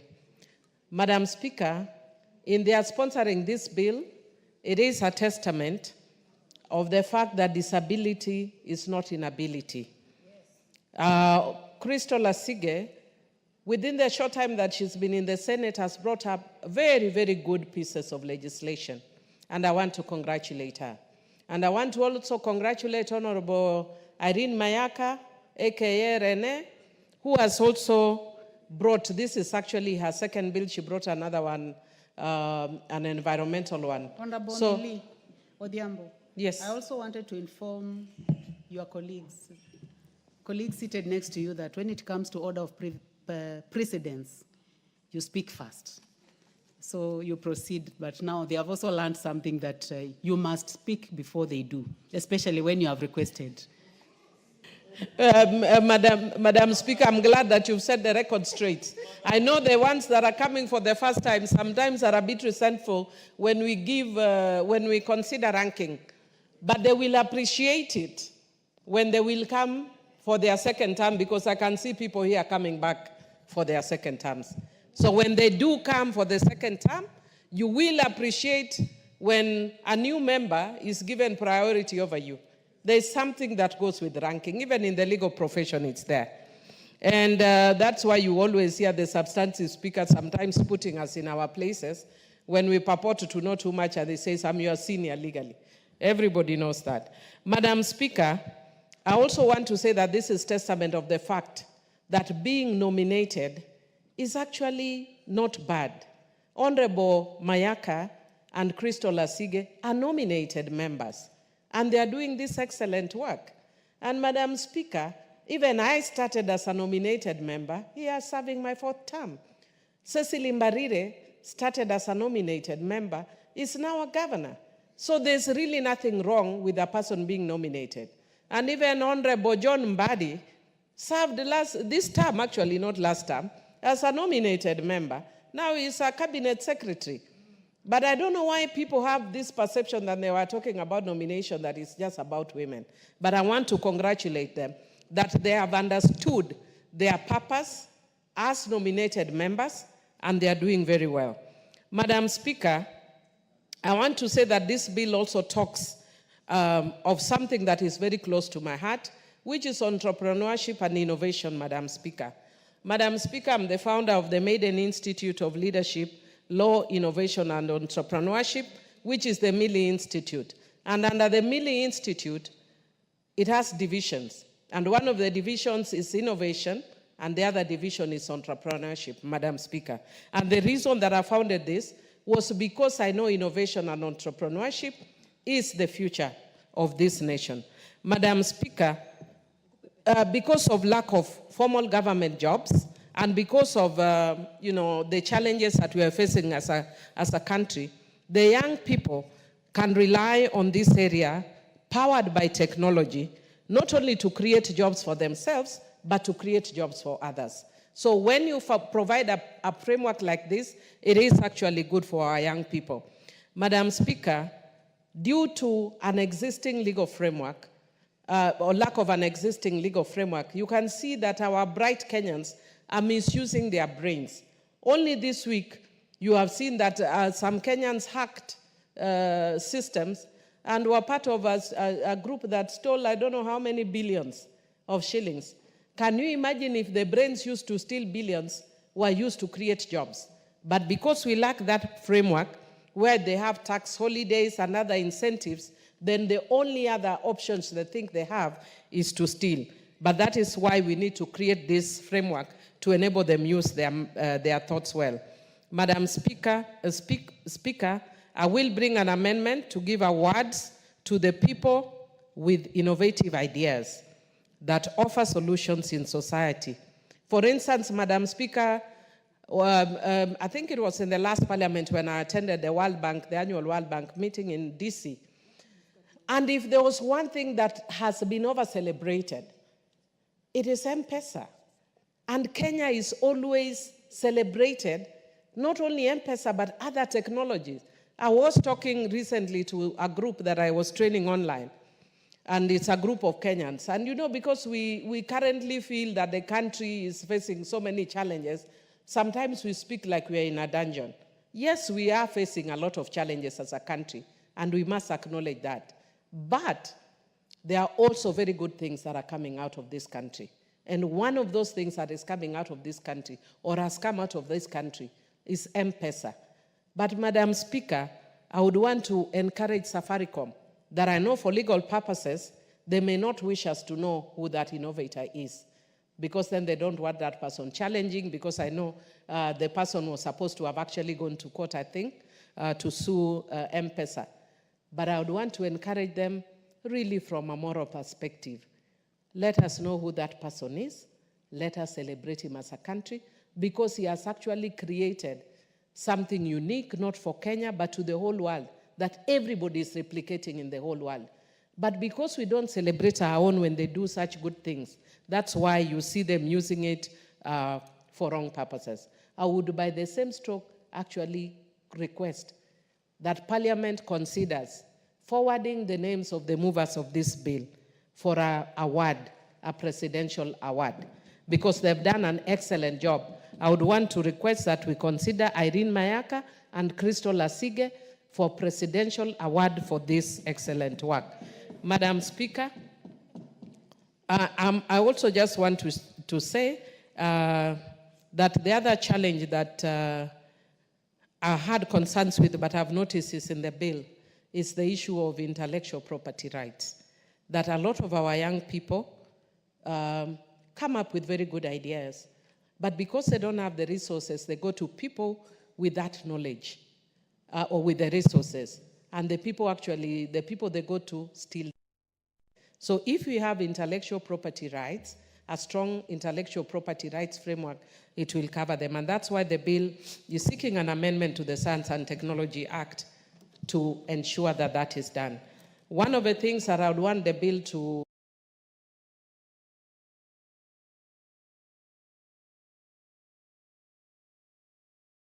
like taking advantage of good things that you'll discover. Maybe we've said, I don't know how much you are saying a startup is worth.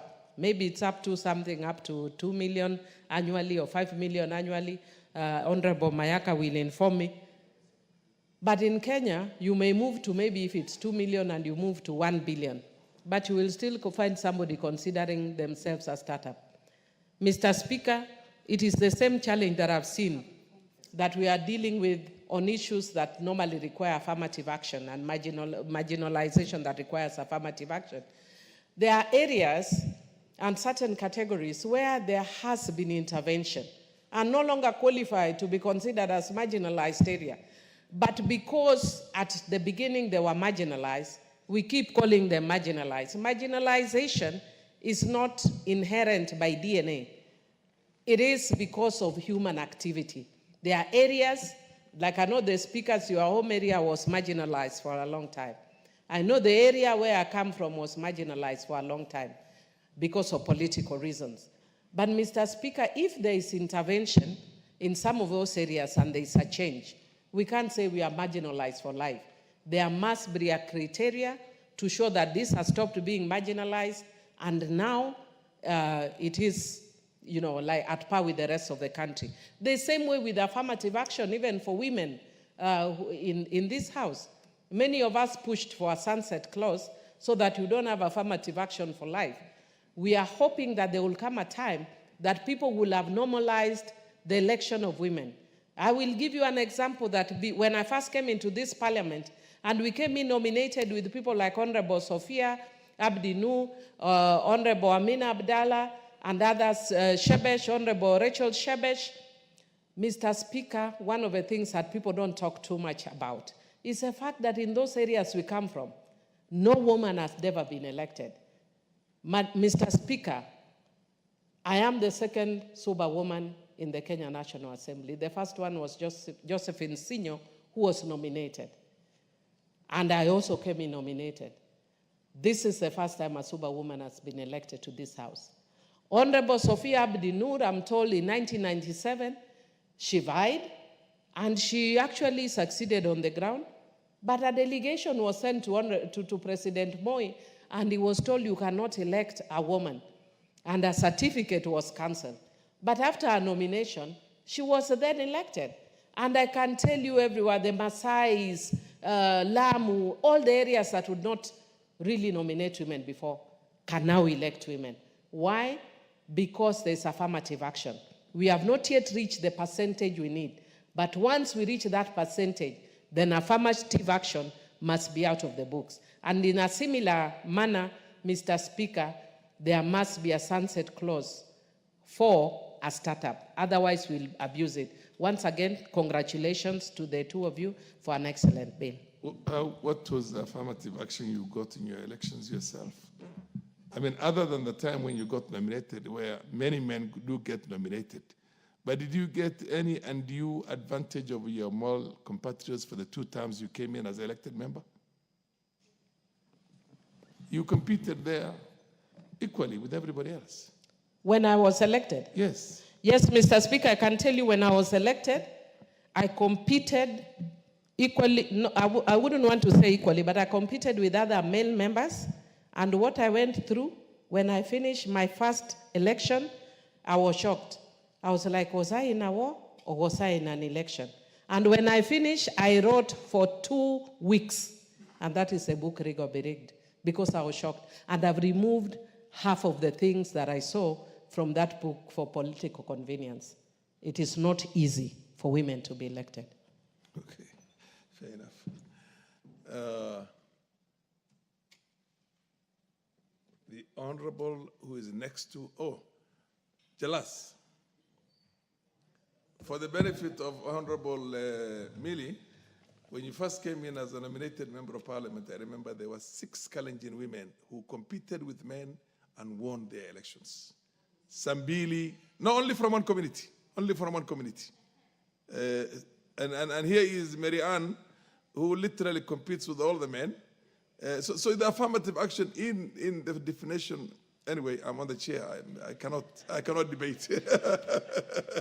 Just continue. Thank you so much, Mr. Speaker. And just first to appreciate Madam Mili Mabona and recognize that she's my senior, and I was raising my hands up to speak before her, not recognize that she's a ranking member. My apologies. And Mr. Speaker, I hope to come back here also to feel the same when maybe a first-timer has been given a chance to speak before, before a ranking member. And with her sitting next to me, I should have been quiet throughout until she speaks. And with that, let me just get straight to it to appreciate Asige, our Senator, Honorable Senator Asige, and Honorable Mili Mayaka on this bill, on the startups bill. Irene Mayaka on this startup bill. Mr. Speaker, I am a member of parliament elected in Nairobi, where so many young men and women now believe in what they can do themselves, what they call a startup. There's an influx of startups, every single young man and woman hoping that their dreams can come true with the simple things that they are able to do with their hands or their creativity and all. And I just want to give a few examples. I want to give an example of a fashion designer who's taken over the fashion industry just as a startup and now ruling the industry. Yvonne Afro Street is a big startup. Home 254 is a big startup. Artfit is a big startup. And even on the ICT level and communication, Nairobi Gossip, or what they call as Gen Z's NGC, is a big startup that now runs the media and information in this city. So if these young people were never given a chance to show up what they can do, their startups would have just died. But then again, today, young people believe more in themselves because of one thing. When they complete their studies, one of the first things somebody's asked for is 10 or 20 years experience. Where are they going to get this 10 years experience if they've just left the universities or the colleges where they were from? That is why we have so many influx of startups, and they need to be protected. And with that, just to pick from the bill itself, the startups themselves must also be given tax holidays. These are just young people trying to figure out what next for myself, what next for this big idea that I have. Any young man trying something for themselves should register their companies for free, start for free, and even be given a tax holiday so that they are able to start up whatever the idea there is. Most of these billionaires we see today started up as startups. See Elon Musk, one of the, almost number one, the most richest man in the world, started up as a startup. Look at Bill Gates, from a bedroom and friends, college friends. Look at the Facebook founder, Zuckerberg. Also just started with a few friends, and it was just an idea and just as a startup. So we kindly ask that these young people having these great ideas be given tax holidays, be given a chance to register their companies for free so that they can try these amazing ideas that they have. But also requesting blue chip companies to open doors for these startups, because so many of young people go out there to show their ideas, what they have, only to come back and say that my idea was stolen. Then, boom, the idea is the number one thing in the market. We have so many young people who are crying out here, looking for legal redress, just to show that they had an idea, Mr. Speaker, that was stolen by a blue chip. If you are a blue chip company out there and you see a young man walk into your company with an idea, you have no business stealing this idea. Hold this young man or this young lady's hand so that they can be able to express themselves. I'm here to support Senator Sige and Honorable Irene Mayaka on this startup bill, and we will be here to support and see that it comes to fruitful. Thank you so much, Mr. Speaker. Is the MP for Igembe North around? No. Yeah, we will then go to Karole Mondi. Let's have the Subas, basically. It's a Suba day. The Suba fraternity. Thank you very much, Honorable Speaker. It gives me great pleasure to recognize the good work of Honorable Senator Asige and our very fine young lady, Honorable Renee Irene Mayaka. She's doing very good work. She's a prominent member of the House, always present, and innovative. I'm very pleased to support this particular bill, the startup bill. It is so timely that I was a little surprised, because just a few days ago, I did appear before the Finance Committee to propose a change in our curriculum to include a new subject called nationhood science, which part of which is to actualize Article 10 of our Constitution, but also to bring in innovation entrepreneurship, and responsible citizenship as a mandatory subject in our schools. I think once we have that, it will be actualized in this bill. Once we have innovation and entrepreneurship as standard subjects in school. I think we have tried as a country for so long to incubate startups. We had Kenya Industrial Estates, we had Kenya Institute of Research and Development, we had Numerical Machining Complex, and there are things they have done, they have achieved, but there's still a lot of gaps to be filled. When I looked at this bill, I see a very good starting point, and I'm very confident with public participation and the input of members of this House, we will enrich this bill. There are a few areas that probably we just need to talk about from the onset. For example, the definition of startup, I think, appears to be a little too limited and restricted to technology-based innovation entities, though it uses the word includes. But as you have heard Honorable Jalango Langata One saying, they are fashion startups, they are news media startups. You can call that technology, but there are so many other startups. So I think we probably will have to look at that and see how to expand it so that many of our young people can get the opportunity to enjoy support under this bill when it becomes an act. Also, if you look at the proposed section 8, the eligible startups, the forms of registration are a bit restrictive. Actually, what startups require are flexible, affordable, quick, non-cumbersome business registration systems. Not the formal ones, not like a private limited liability company or a partnership. Those may cost you $200,000-300,000 to register, and many people may not even have that money.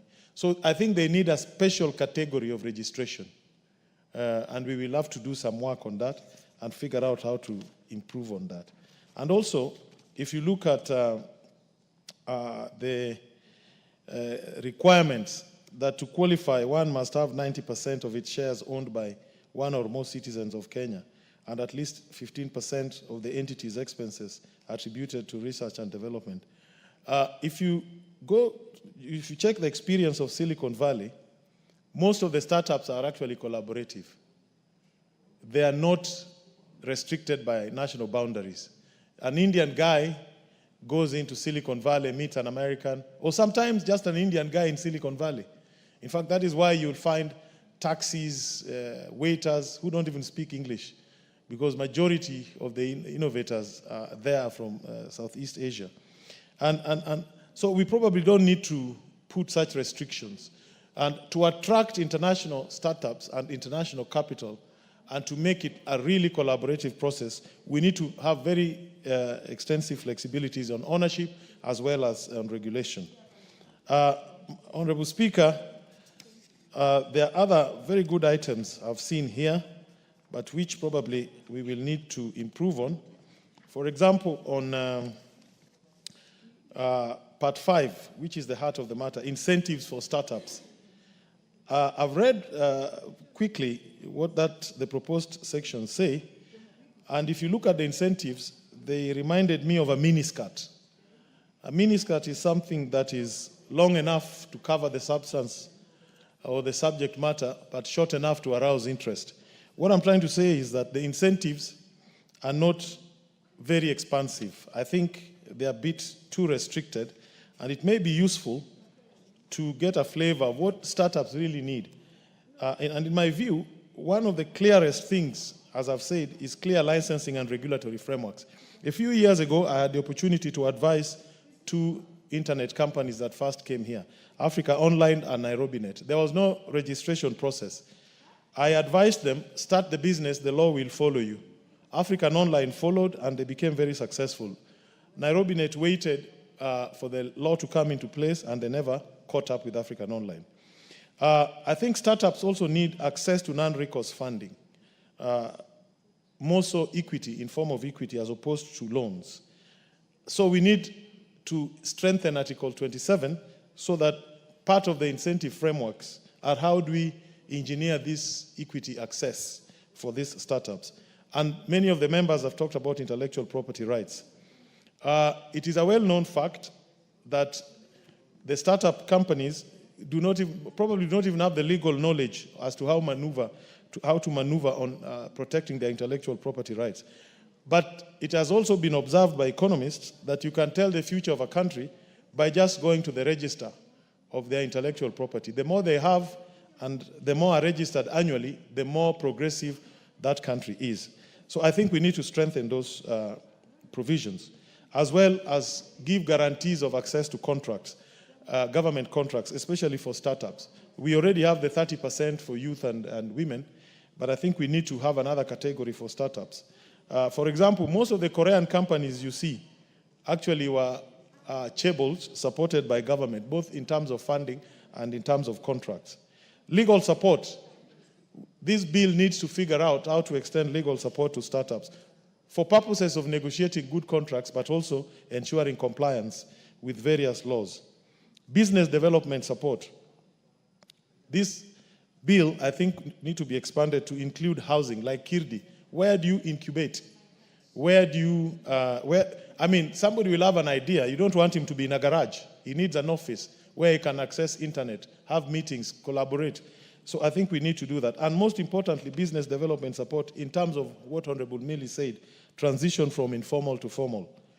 And as I said, apart from non-recourse funding in terms of equity, startups also need access to capital markets. If you go to the developed capital markets, there are always special segments for startups. So I think we need to figure out how to include that also in this bill. And of course, linkages with established firms for support and coaching. And finally, we need to create a broader, not just national, but multilateral financing framework to support startups. You know, we have very many agencies that offer credit insurance, credit support, like African Trade Insurance Agency.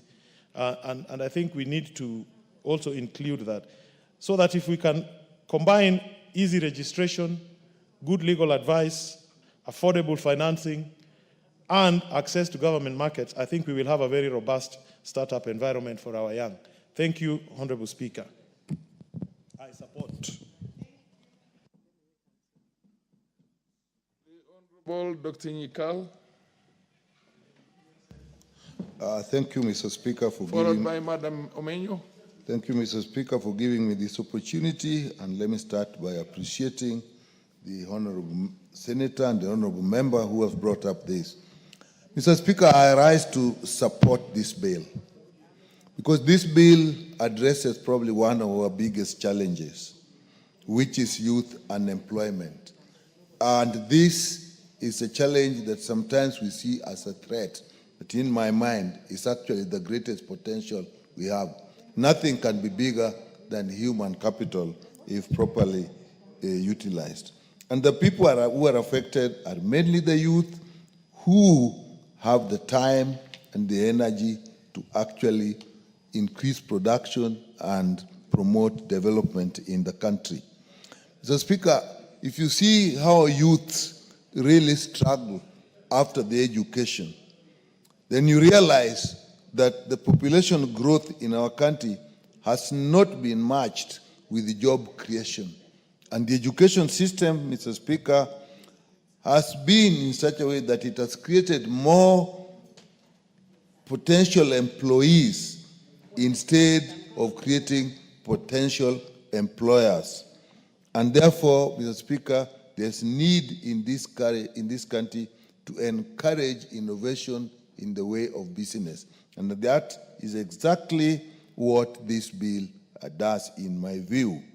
You need to encourage people to create structures for them, to support registration for them, and all the legal systems they require. Therefore, this bill provides a lot of that. I'm happy that it actually provides for the establishment of an incubation program, and therefore actually challenging this bill itself by creating the framework which actually calls upon national governments and county governments to get these incubation programs. Once government institutions are actually put in place and programs are put in place, quite often you find that then people follow up and things are done. And I think our youth need this.